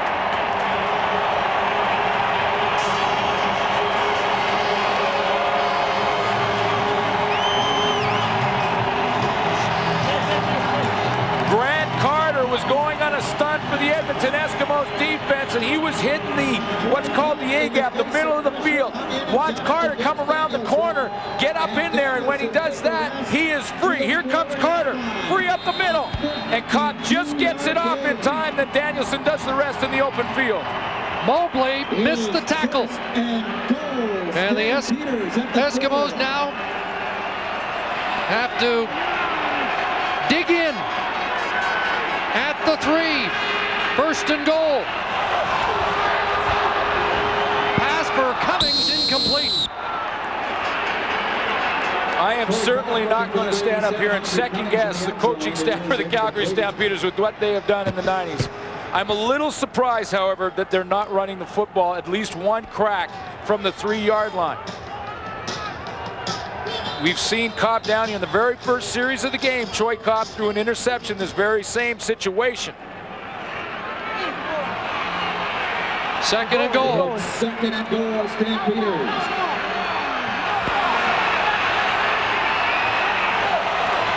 Fake to Anderson. Touchdown, Bo Richter.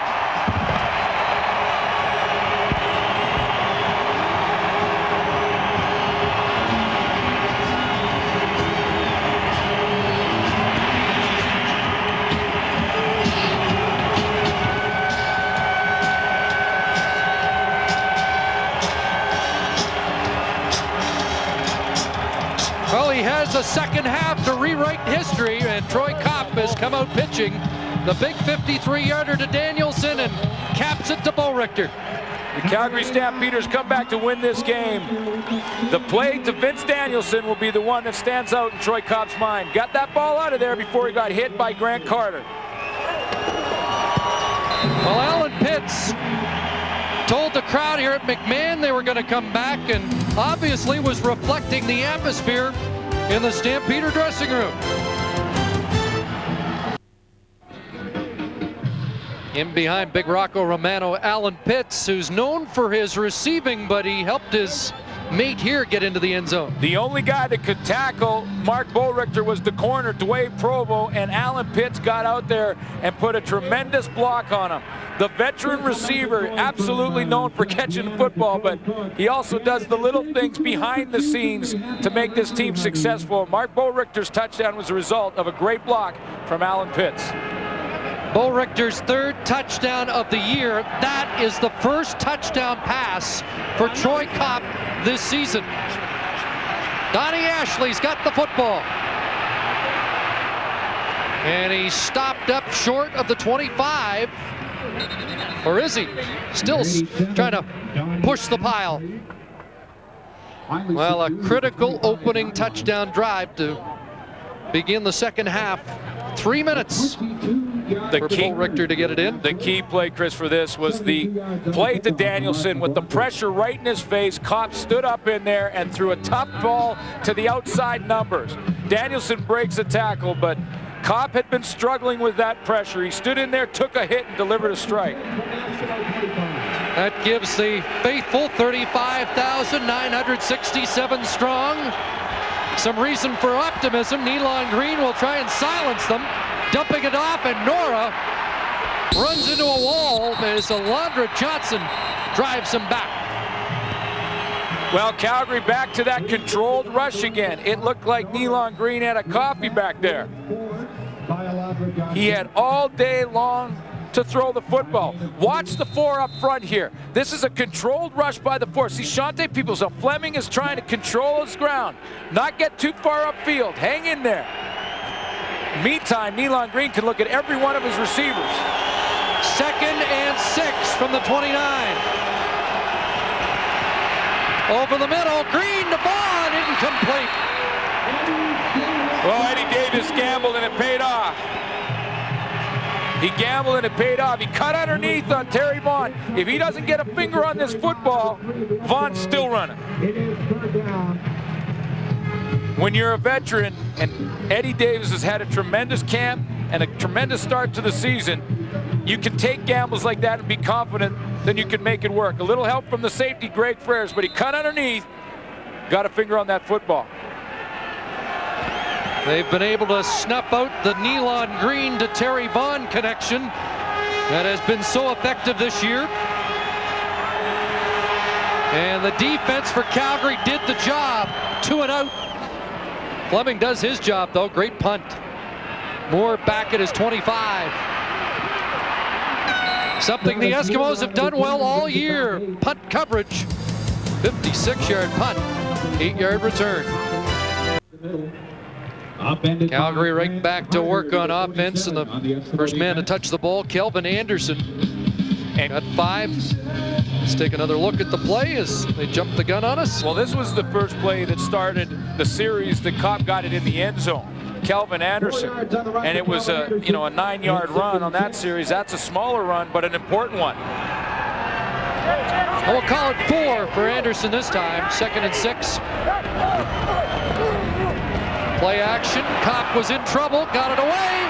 Anderson brought down short of the first down. Terrific play by Singer Mobley. Now Singer Mobley tracked him down because Anderson gets the corner and he's got another 10-15 yards. Good play though to call the screen pass. You know you're going to get some pressure from the Edmonton Eskimos. Call that screen, but there was some confusion up front. A little bit too much congestion, and it took a while for Kelvin Anderson to get out of there. He got caught in the mix. Mobley tracked him down. Martino, 10 yards over his average so far. Gizmo itching to get his hands on the football. That is 24. Found one hole and then found Greg Freres. 7-yard return, a 46-yard punt by the veteran Tony Martino. It's a 10-point game in Calgary.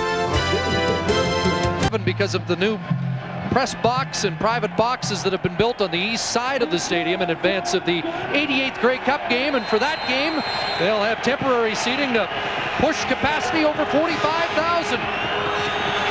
The Grey Cup atmosphere here right now as the joint is jumping again, encouraged by the quick start to the second half by the Stamps. Shante Peoples limiting the Nora gain. You know, I think if they had those temporary stands in for this game, they likely would have been sold out anyway. I'm kind of surprised they didn't, to be honest. Yeah, you wonder. I guess they don't want to have them empty for the remainder of the year, but they've been doing a nice job here. We're over 30,000 in the preseason game in Calgary. Every crowd here has been larger than any other in the CFL until last week's game in Edmonton. That's what a success story it's been in the seats here in Calgary. Time count violation. Edmonton number 15. Still second down. And maybe the noise here might start impacting on the game too. It certainly does. And you know, when you get the crowd going and it's a capacity crowd, you're the opposing quarterback trying to call a play on the line. The receivers can't hear the plays. You have to keep repeating yourself and then you run out of time. Only 20 seconds. Second time count violation on the Eskimos today. So it's 2nd and 14 now from the 28-yard line. Safety. Greg Freres up on the line. Here he comes. Green looking for somebody. Fleming's got him.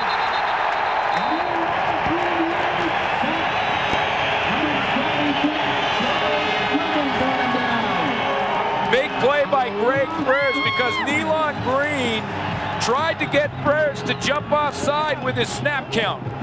He changed it up on the fly, but Greg Freres caught himself at the line of scrimmage. He backed up and then went on the snap.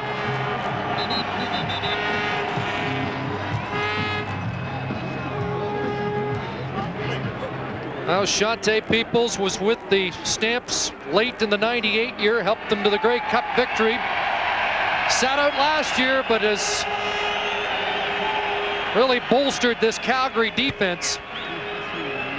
Greg Freres might be the most improved player in it. Oh, he's had such a great season and is a leader in the secondary. Makes the checks on the line of scrimmage and has made big plays. 8:10 to go, third quarter.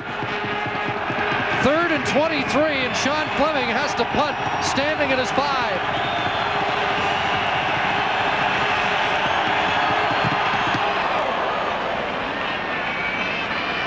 Marvin Coleman. Coleman finds a seam! Down to the 25.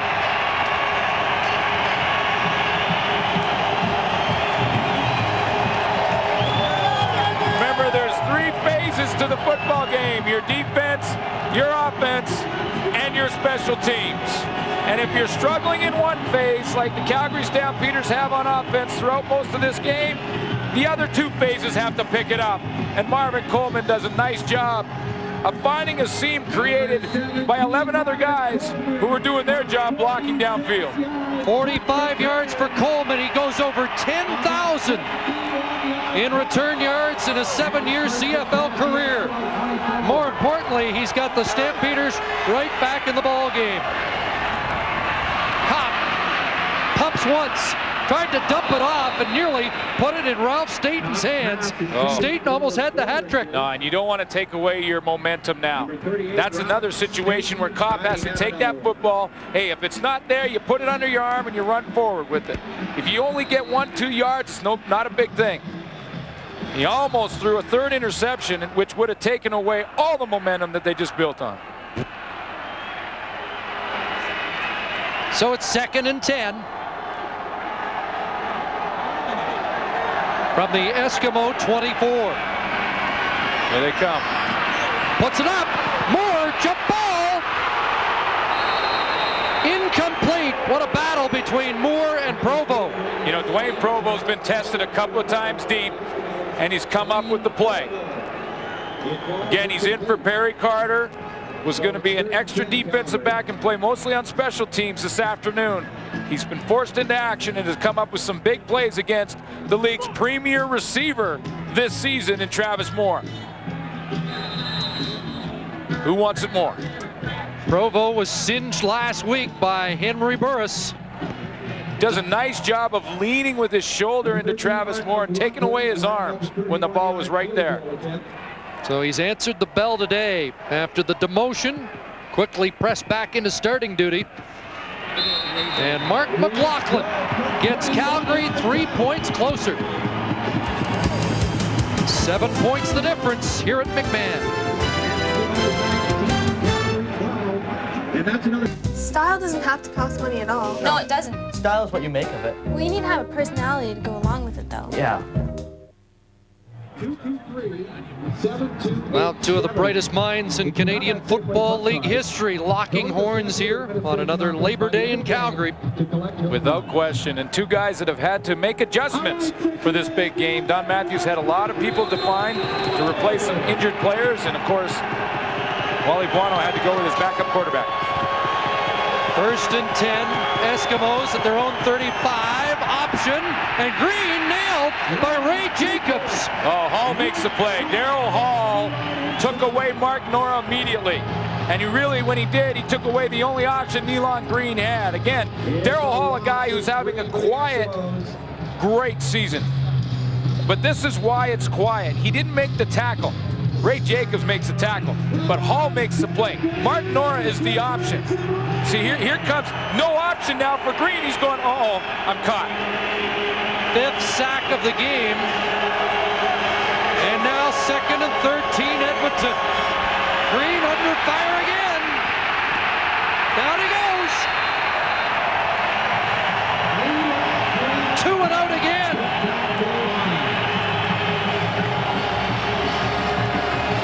Well, you know what? Every time this Calgary defense steps it up like they are, they're giving more confidence to a struggling offense. Every time they're out there, Troy Copp feels like when I get the football, I can take some more chances maybe because this defense is not allowing an inch.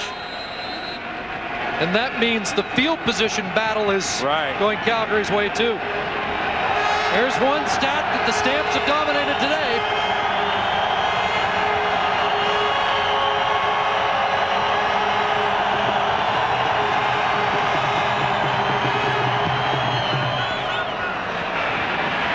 Once again, Coleman, no yards as he ran up and got the ball on the fly.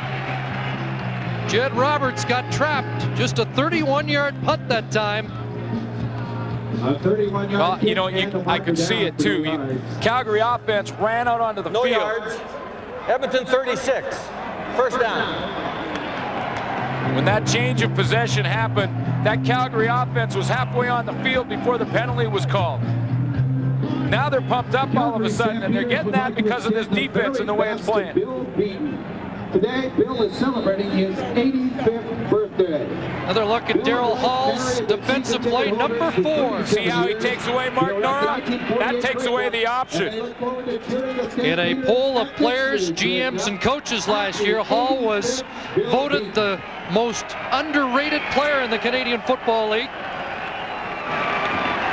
As Calgary starts, and a wide open Boerechter unable to take that low pass.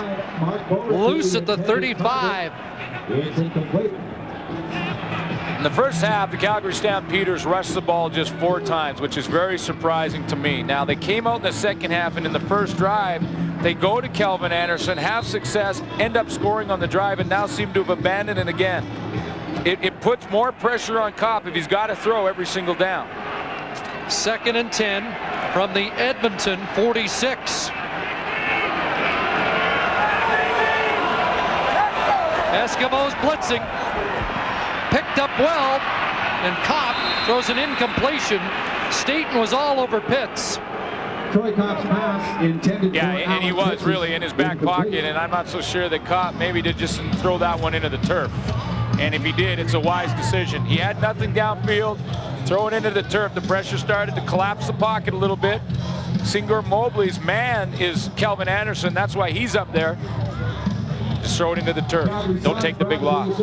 That may be another reason Anderson's back in. He's a much better blocker than Rock Preston.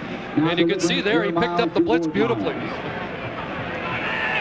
And they will employ Preston and Anderson together, with Anderson the blocking back. 3rd down, Martino trying to angle it into that corner. And he gets the job done. 36-yard punt by Tony Martino. And the Eskimos have to start deep. Whatever the project, with Mastercraft power tools, nothing can stand in your way. Mastercraft, it's tough stuff. 42-12, Ticats prevailed over the Argonauts at Iberwin earlier today. And now the visitors, the Edmonton Eskimos, have a 7-point lead over the Calgary Stampeders. But a much different football game now, Glenn. And this defense is starting to dominate. Mark Nora nailed as he crosses the line of scrimmage. And that Calgary front starting to take over. Well, 2 things. One is the Calgary defense has really stepped it up in the second half, and they're making big plays. Second thing is they're doing it all in Edmonton's end of the football field, and sooner or later, you got to think that will result in points for Calgary. Ray Jacobs. I mentioned Greg Frères might be the most improved player. You get an argument because a lot of people think Ray Jacobs is the most improved Stampeder. Green on 2nd down, and big collision there. Perfect timing on Kes McCorvey by the Stamps D. Sometimes your execution is what's bringing you the good fortune on defense. Sometimes it's scheme. This time, Mike Roach looks like a genius in my mind because he sends just 2 pass rushers. Shante Peoples is one. He even dropped Joe Fleming into pass coverage. Just 2 players rushed quarterback Nealon Green. Mike Roach has not done that all season long as far as I know. 3rd down, and Fleming standing in his own end zone. Both Calgary punt returners awaiting the kick on the Edmonton side of half.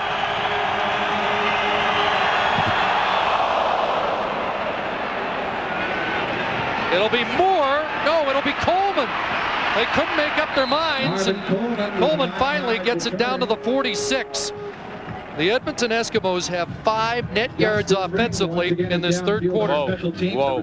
And you know what? Every time they punted the football, it looks like to me they've lost about 10 yards of field position. A 43-yard kick. You know, and right now, Troy Kopp is 1 first down away from a field goal, and this one was almost blocked. They got one last week in Montreal, and Rechenbald nearly got that one. 1st and 10 Stampeders in Edmonton territory. So they start again in Edmonton territory. Carter and the Eskimos protecting a 1-touchdown lead. Kopp looking upstairs, and Travis Moore had curled. Yeah, Travis Moore broke out. Kopp thought he was going to stay with the go pattern down the sideline. Again, when you only rush the ball about 6 or 7 times, I'm not sure that play action is going to fool anybody. And Troy Kopp is still going with play action, throwing the ball on first down, and I really don't think that Edmonton defense at this point is even paying attention to it. 2nd and 10. Kopp has not had a completion since the touchdown pass.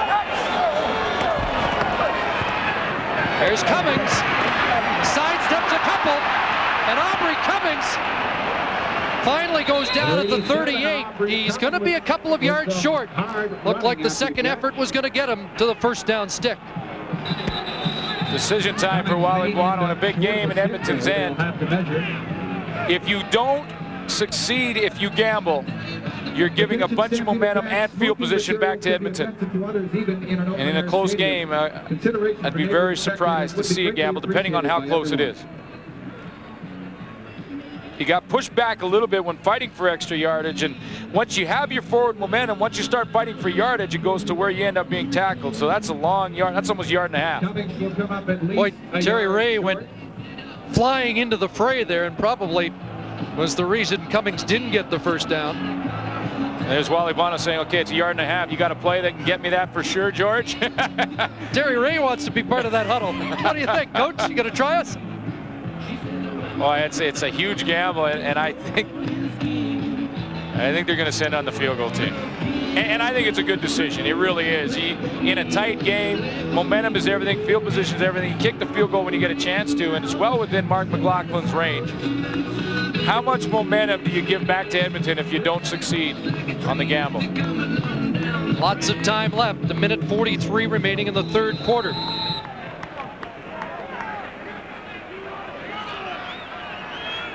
This attempt. Oh, they're going. They're going for it. Mark McLaughlin lines up outside. Kopp on the bootleg. Wide open. That's Joe Fleming. What a thing. It's Labor Day in Calgary. I love the play.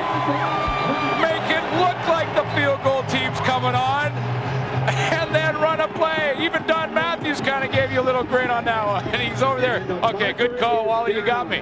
13 yards. Joe Fleming, a defensive end, but wait, there's a flag down, and I think that flag came down after the first down.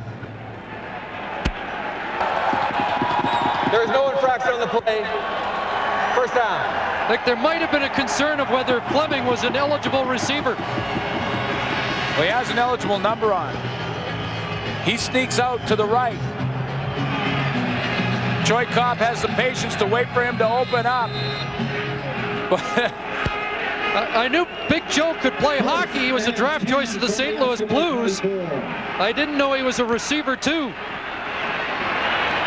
Now back to the action as Calgary goes to the ground, and Kelvin Anderson. Part of the reason that play worked too was that Mark McLaughlin left the formation and went out to the left, and I think the Edmonton defense, the Edmonton field goal return team, were so concerned with him getting the football that they left Joe Fleming open. He certainly distracted me. It's 2nd and 6, Calgary. 4-yard gain for Anderson. It's 2nd and 6. 4 receivers to the wide side for the Stamps. With a half minute to go in the third quarter, look out. Brock Preston's got the ball. Boy, that was almost going the other way. That Dwayne Provo had a shot at that, and if he did, he was gone. Well, he's seen that movie before. It was Alan Pitts. Bo Richter was the receiver on that one for that touchdown to Bo Richter, and Alan Pitts blocked Provo. So on the sequel, he said, no, I know the ending. I'm coming up and changing it. So he was the first one to the football, and you're right, very close to picking that one off. So the fake field goal gave them 2 more downs, but now they'll have to settle for 3, you would think. And it's a lot shorter kick for Mark McLaughlin as well. 29 yards.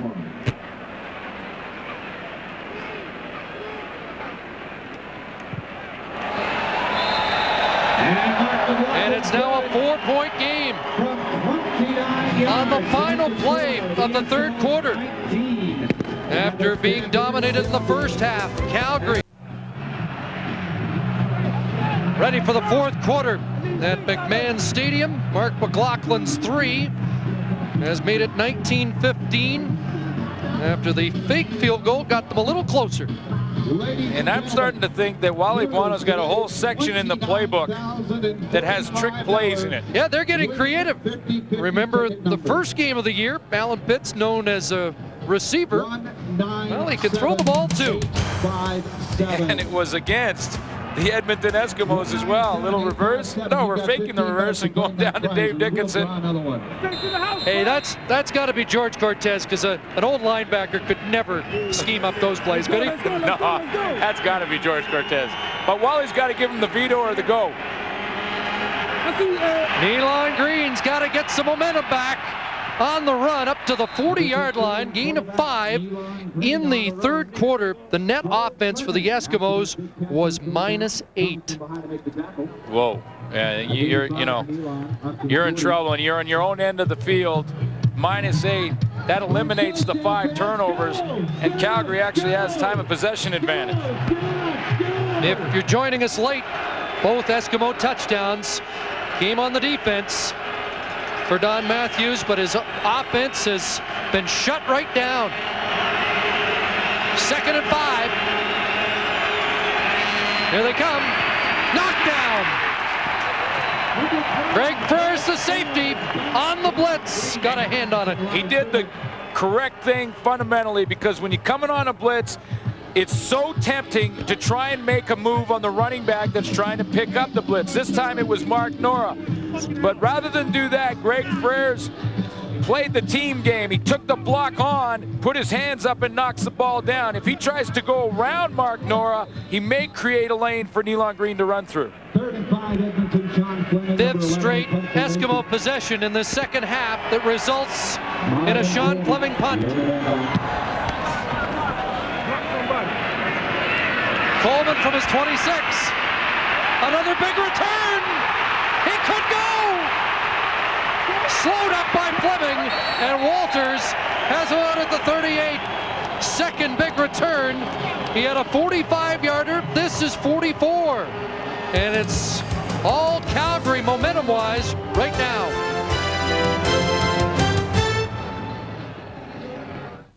Thickens here early in the fourth quarter. Another big return by Marvin Coleman. Marvin Coleman's got to make the first guy miss. That's Charles Asmus. See, look at him go down there. Good move at the point of attack. The returner is responsible for one cover man in the scheme. You got to make the one guy miss. It's going to be free, and he does that. Last 4 possessions for Calgary have started in the Edmonton zone. Long right to Bo Rector. To the 25, a first down. Seems to me the Calgary Stampeders had no intention to run the football in this game. They didn't care who was playing quarterback. A good throw to the outside. That's a long throw. That's a 45-yard throw. And that's why the defense will give you that, because it is such a long throw. If the timing's not perfect, it's going the other way. There's Anderson. Kelvin Anderson out at the 20. Boy, he nearly turned the corner and was gone. Just back to that long throw, Glenn. That's one thing Wally Buono said yesterday about Kopp. He makes the field bigger for the Calgary offense because his arm is strong. Yeah, he felt that he can throw the ball down the field. He can stretch the defense because of the strength in his arm, but he also wants him to be patient, and I think Calvin Anderson is going to be a key if they can keep him involved the rest of the way. Just the 8th rush for the Calgary offense. They passed the ball 40 times, and they look at 2nd and 6 from the Edmonton 19. Short pass, and that was knocked down by Staten. Intended for Pitts. 3rd down, and Edmonton's defense holds again. Well, both defenses, you got to pat them on the shoulder. They're keeping their teams in it. It's been all Calgary in the second half on special teams and on defense, and Edmonton saying, all right, I'll give you good field position, but we're not going to give you the major. Ralph Staten has been all over the football today. Staten out of Alabama, former linebacker there. He's been called 7 times the last 2 weeks for illegal contact, and He just says that's the way I was brought up playing. The linebacker mentality, get your hands on him. McLaughlin puts it through. We've got a 1-point game. 17 unanswered points by the Stampeders. The Eskimos 19 and the Stampeders 18. Mastercraft tools can make even the biggest weekend project seem like a ride in the park. Mastercraft, it's tough stuff.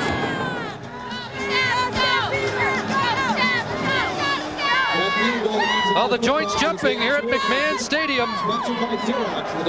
It looked dismal after the 5th interception, a couple of touchdowns, 6 turnovers in the first half. Our next game will be in Winnipeg. Will that be Pinball's first official head coaching assignment? I'm not sure. I think he's going to keep the pads on, but I'll tell you what, Kerwin Bell. There are the ticket numbers to call for tickets in Winnipeg.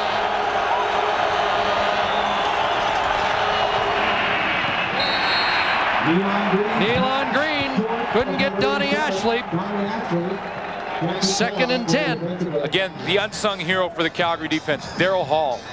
The hot throw, the quick throw for Nealon Green on that play was to Ricky Walters over the middle. Daryl Hall was covering him. It's right there.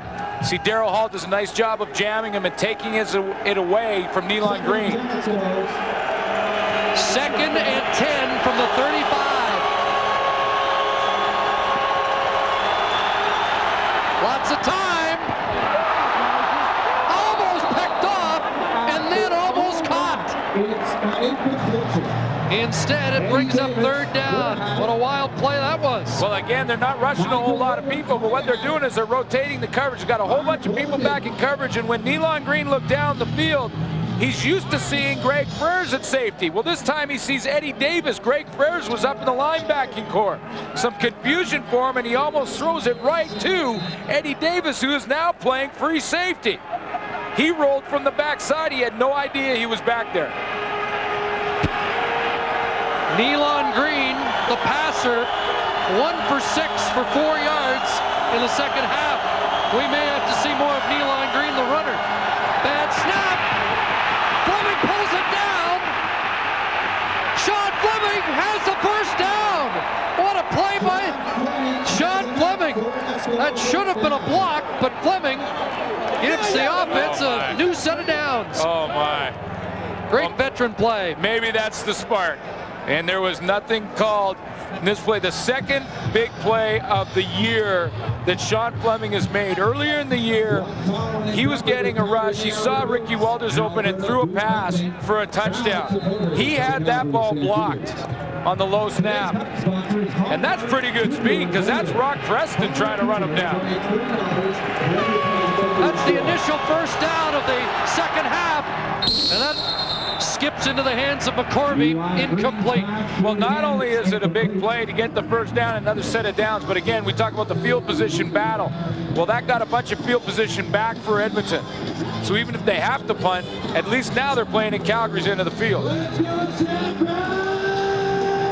2nd and 10. This Eskimo offense really struggling now. The only thing positive you could say is they haven't turned it over. There's a completion to Terry Vaughn. Near midfield is close to a first down. That's his first catch of the day. Mike Roach has been moving Greg Frères around in the lineup. He moved him up on the line of scrimmage, and Nealon Green finally hooks up with the guy he's got to go to in one-on-one coverage, and that's Terry Vaughn. They got a good spot, and I think they got the first down. That's the first down for the offense in the second half after the Fleming scramble for the other first down. See Wally Buono getting a little involved in the defensive signal calling. It's whispered to Mike Roach, and Mike Roach then signaled in the defense. It's a one-point game. Big Tenora. Out it goes Herbie. Had a little trouble bringing it in. Down to the 45. He almost committed the cardinal sin for a receiver to look downfield before you've secured the football. Here comes the football. You got to watch the point of that football and concentrate all the time. So watch him peek. See him peek with the left. Turn his head to the left a little bit. Had to catch it again.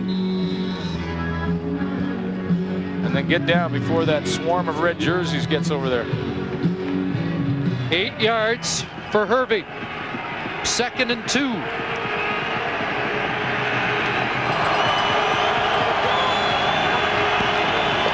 It'll be Nora. Big hole up the middle. Mark Nora down to the 10. 35 yards for the UBC grad. Well, good blocking at the point of attack brings him, but when you're moving Greg Frères around from the safety position, if you keep moving him up to the line of scrimmage, sooner or later you're taking the only guy that can make the tackle, and Greg Frères is lined up right over here. If he misses him, which you can't get him there, he's too far upfield, there's no one else back there. Now it's a scramble to get him. Marvin Coleman saves the touchdown. Just outside the 10, so it is first and 10 Eskimos. First down from the 10. Green throws it in the end zone. Terry Vaughn, incomplete. Eddie Davis in coverage. For some reason, Nealon Green hesitated when he threw the football. It looked like he wanted to wait for Terry Vaughn to get open rather than be confident that he would be open. Because if he throws it on the break, Terry Vaughn has this one, but he waited a long time, and that gave Eddie Davis a chance to catch up. Because on the break, Terry Vaughn was 3 yards in behind Davis. The ball is just outside the 10, so the Eskimos can make a first down without scoring. 2nd and 10. Time. End zone. Touchdown! Kaz McCorby! What a catch! Number 85, Kaz McCorby with the 10-yard reception for the Eskimos touchdown. Talk about a pleasant surprise for the Edmonton Eskimos. Kaz McCorby, his 8th touchdown of the season.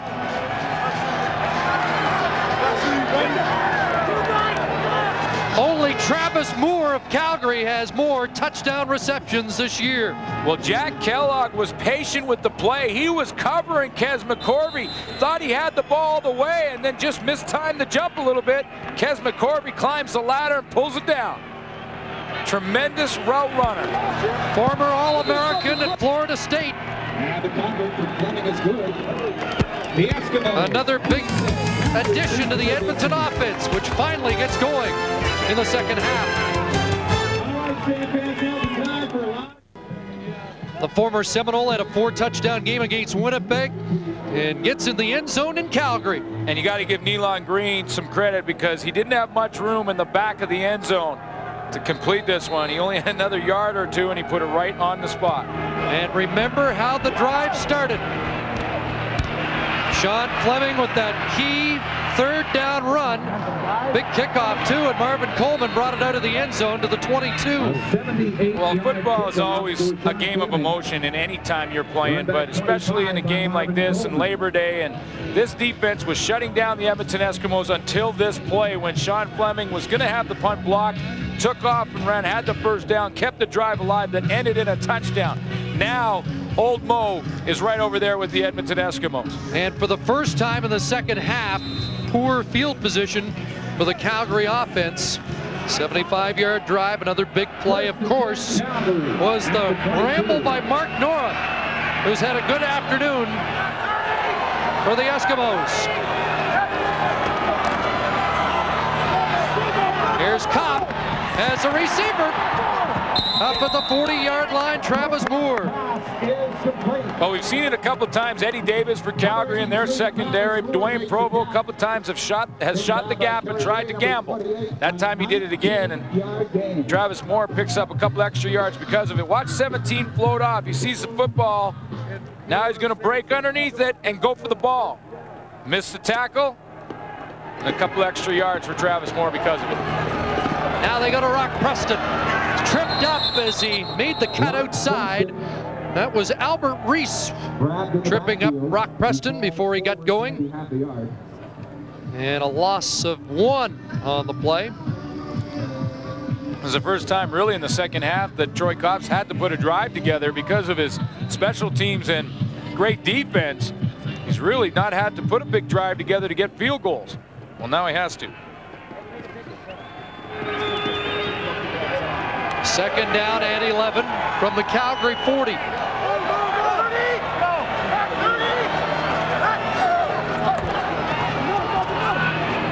There's a completion and a sure tackle by Terry Ray. Vince Danielson, the catch. Check that. Jerome Peterson with the tackle. Just broke on that football, came underneath it. The zone defense really where Troy Kopp has to throw the football. And a lot of people would wonder, well, why is he throwing it 8 yards when he needs 12? Well, you're going to take away the 12-yard throws if you're playing defense. And Troy Kopp's just got to hope that Vince Danielson can break a tackle. Danielson's catch 4 yards short of a first down. Brings Martino in. 5:40 to go, fourth quarter. Stampeders felt they were drawn, and look at Martino! Has to kick it, it's blocked! And Edmonton will take over. Terry Ray, or Peterson picked it up after the block. Tony Martino tried to match Fleming, and then had to change his mind. And a big turnover. I think he did that on second-year man out of the University of Manitoba, Franz Clarkson with a big play. Yeah, he does a nice job of disguising it here on Tony Martino. He's supposed to spy Martino, make sure that he kicks the football. He made it look like he was going to go block. Martino thought he could run. Then he came out of it and was right in Martino's face. He's the guy who blocks it. Peterson picks it up. Kind of lurking in the weeds, and Martino didn't see him. And it turns out to be a big Edmonton play and a first down at the Calgary 43. Another big momentum shift, and now Nora plunging forward to the 37. Shante Peoples in on the tackle. The ball carrier. It's a gain of close to 5 yards. Well, Mark Nora's just hit 100. Yeah, I was going to say he's got to be close. And there it is, bang on 100 yards. A couple big runs to get field position back for Edmonton in this game. Second time he's gone over 100 yards this year. Replacing Troy Mills out with turf toe. Second and 5, Nora left side, big hole. Mark Nora down to the 10 and dragged down at the 6. No wonder they wanted to look at this kid at tailback. Well, the nice thing about Mark Nora is if Troy Mills comes back, Don Matthews could realistically play both of them in the same backfield, Mark Nora and Troy Mills. What's deceptive about Mark Nora is his speed. He's very big, so when you come up to tackle him at 230 pounds, you're thinking he's a power back. He makes one little move like he did on Greg Frères, and now he's got the speed to beat you to the sideline. He's doing it against the #1 run defense in the Canadian Football League.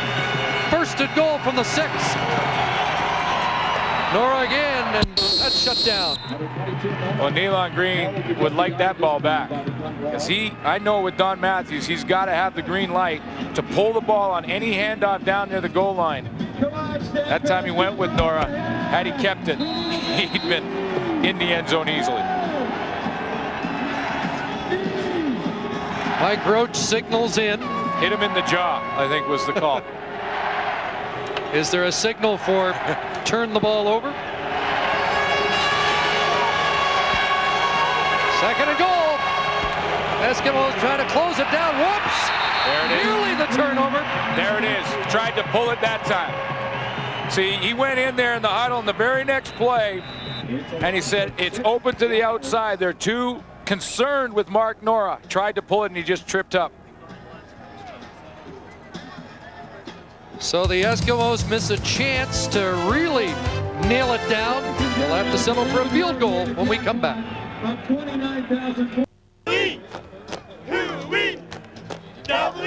The supporters of the green and gold may get the last cheer today. An 8-point lead about to be expanded. At least Sean Fleming will try to do that. Nealon Green getting some attention. He limped off after getting his feet crossed up with Mark Nora on that last play. This attempt from 19 yards out. Moss puts it down. And he missed it. Fleming missed it.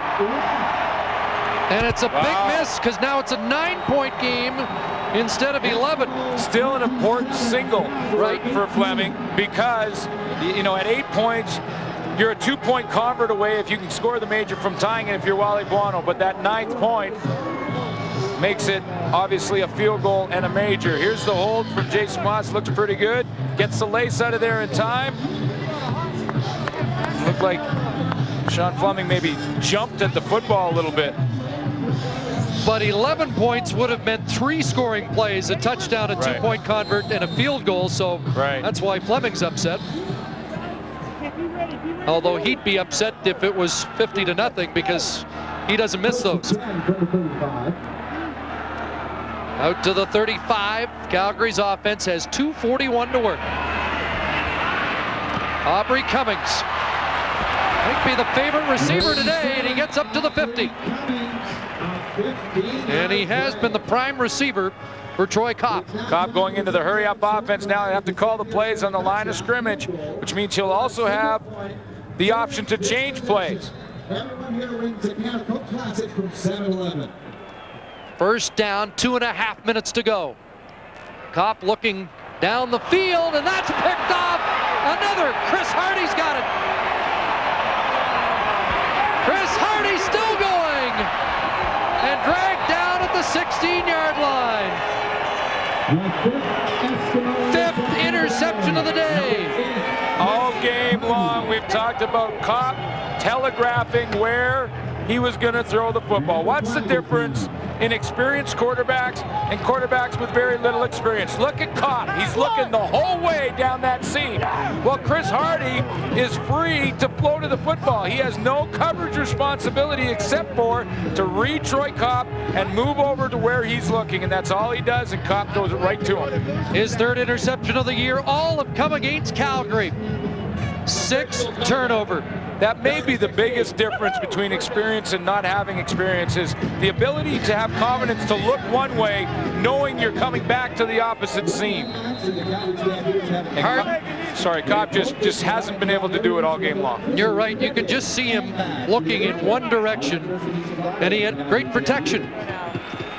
Chris Hardy was an Edmonton native who grew up hating Calgary. He's a typical Edmonton kid, and it's a sweet day for him. Now Nora, driven back. Mark Nora, prior to that rush, had averaged over 10 yards a carry today. Well, it'll be a good problem for Don Matthews when he gets Troy Mills back to decide who will be the tailback. They'll likely both stay on the roster, and they'll likely both see the football because Mark Nora has really proven to Don Matthews that he can get it done. 2nd and goal from the 6.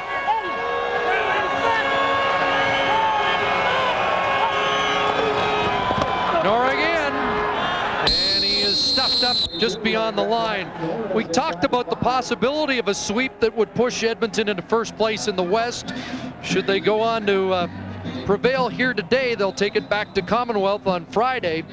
In the 90s, only 3 times did a team sweep. Edmonton did it in 90. The Calgary Stampeders did it twice in 95 and 98, but the other 7 times they split. Well, it's very tough to win back-to-back games against the same team. It just, psychologically, it's tough to get yourself to the same level. But this is a veteran Calgary football team, and I know they'll show up to play in Commonwealth. Now Fleming back on to survey another short attempt.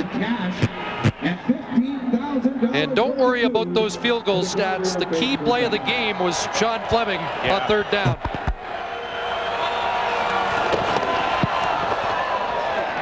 This one's through.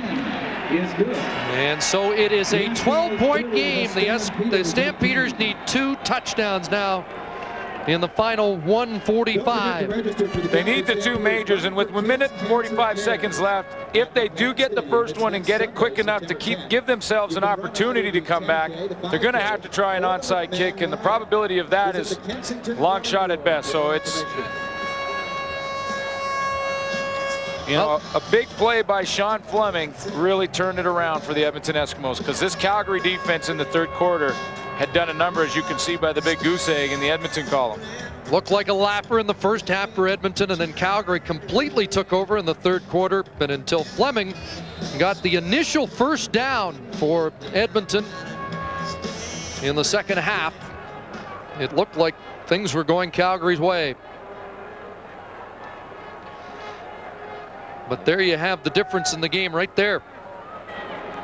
A couple of interceptions ended up in the end zone. 1 interception and 1 fumble. Again, Aubrey Cummings. Now, the other thing the Calgary Stampeders will likely have when they go to Edmonton on Friday in Commonwealth is Dave Dickinson back. And I'm sure that they will try and get him back as quickly as they possibly can. Wally Buono said that it would have been a very difficult decision had this been the Grey Cup game on whether Dickinson could have gone. But at the midway point in the season, they were not going to take any chances. But as you mentioned, next week becomes even bigger if this score holds.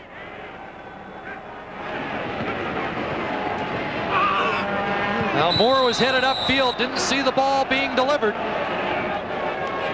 Well, and so you got to give full credit to the Edmonton defense. Don Matthews knew he was dealing with an inexperienced quarterback with Dickinson on the sideline, and he had to do it with a couple of newcomers in there. Remember, Doug Peterson was out. Steve Anderson was just signed. Glenn Scribner has had an outstanding game in a backup role coming in for Peterson. This is a defense that had to get to know each other. They came into this game and had to go through some introductions. Well, they played pretty well. 2nd and 10.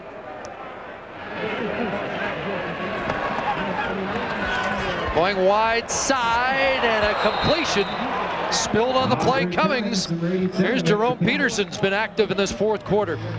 Well, Ralph Staten's had a huge game, and we haven't heard a whole lot from the #1 receiver of all time in Canadian football, and Alan Pitts, and that's because Ralph Staten has been on him for the most part all night long, or all day long. And now it's 3rd and 5, and the Stamps have no choice. They've got to go for it with 83 seconds on the clock. Cobb hit as he delivered. A catch is made, but they're going to be short. The ball is marked on the Calgary side of midfield, which means they're a yard short. And the Eskimos defense has turned it over on downs now. That's turnover number 7. And that will be it with 1:16 to go. Well, full credit to Brad Miller, defensive coordinator, and the whole staff of the Edmonton Eskimos, because like we thought they would do in the early part of this game, was not just to continue to blitz Kopp, but to change things up. And they gave him a bunch of different looks, obviously confused him. When you throw that many interceptions, you're not really sure what you're seeing downfield, and full credit to that defensive coaching staff.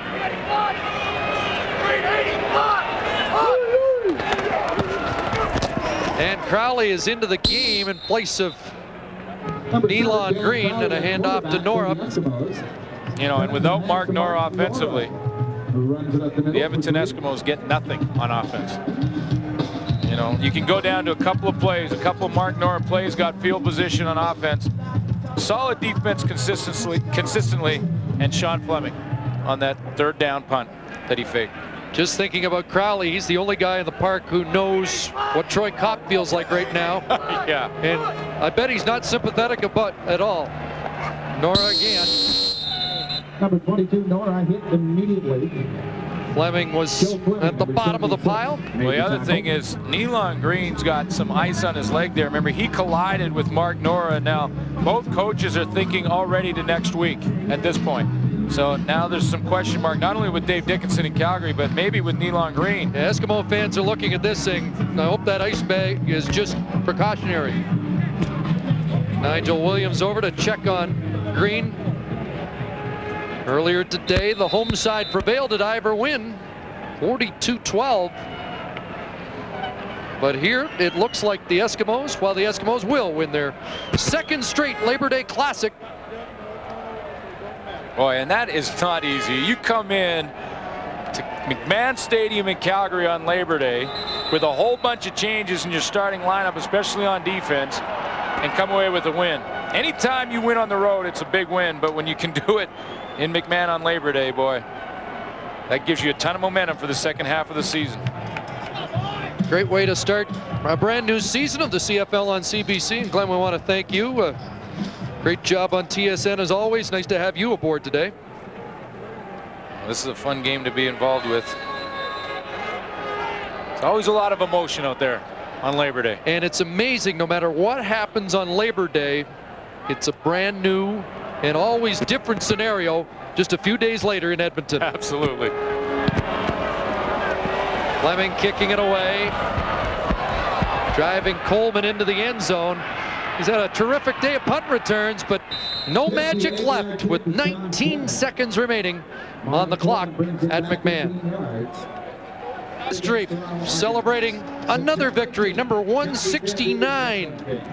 Trying to keep that lead on Wally Buono across the other sideline. Wally's 31 behind now. Wally, the winningest coach in the 90s. And we mentioned it earlier, but he has the edge on Labor Day too in the 90s. 7-3 coming into this one. Well, 7-4 after today. Kelvin Anderson gave the Stampeders some life early in the third quarter when he checked into the game. But the standings now show it's just a 1-point difference in the West. The race for first is on. Well, it's an interesting West Division because the race for first you mentioned, BC's not out of it. They look like a different team under Steve Barato. And Saskatchewan with the win yesterday, they have a chance to maybe get it in the other side. 2 in a row. And we are in the site of the 2000 Grey Cup. In the other 2 years that Calgary has hosted, the Edmonton Eskimos have won. And they have won this afternoon in the 38th Labor Day Classic. The final score, Edmonton 30, Calgary 18.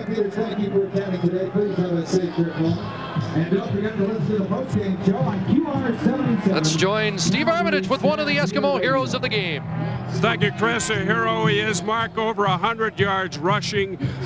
This tailback looks like it's a good fit for you. It always has been. I've been just, holding on, working hard, waiting for my chance. And I mean, what can I say? The Eskimos gave it to me, and I'm loving every second of it. Mark, I guess if you were slicing up the game ball, you'd have to give a big chunk to the defense. Defense was incredible. I mean, they won the game for us, let's be honest. I mean, they kept us in when we were struggling on offense. They basically got 3 touchdowns for us, and but that's what wins games. Sometimes offense is up, and I think we have a championship team with that kind of defense. This victory has shed some new light on the battle for first place in the West. It sure has. We've made a statement. I mean, they're a great team, and that was a physical game out there. So next game is going to be another tough one, but we're in the hunt. Mark Nora, thank you very much. One of the heroes for the Eskimos in a big 30-18 win over the Stampeders here at McMahon in Calgary this afternoon.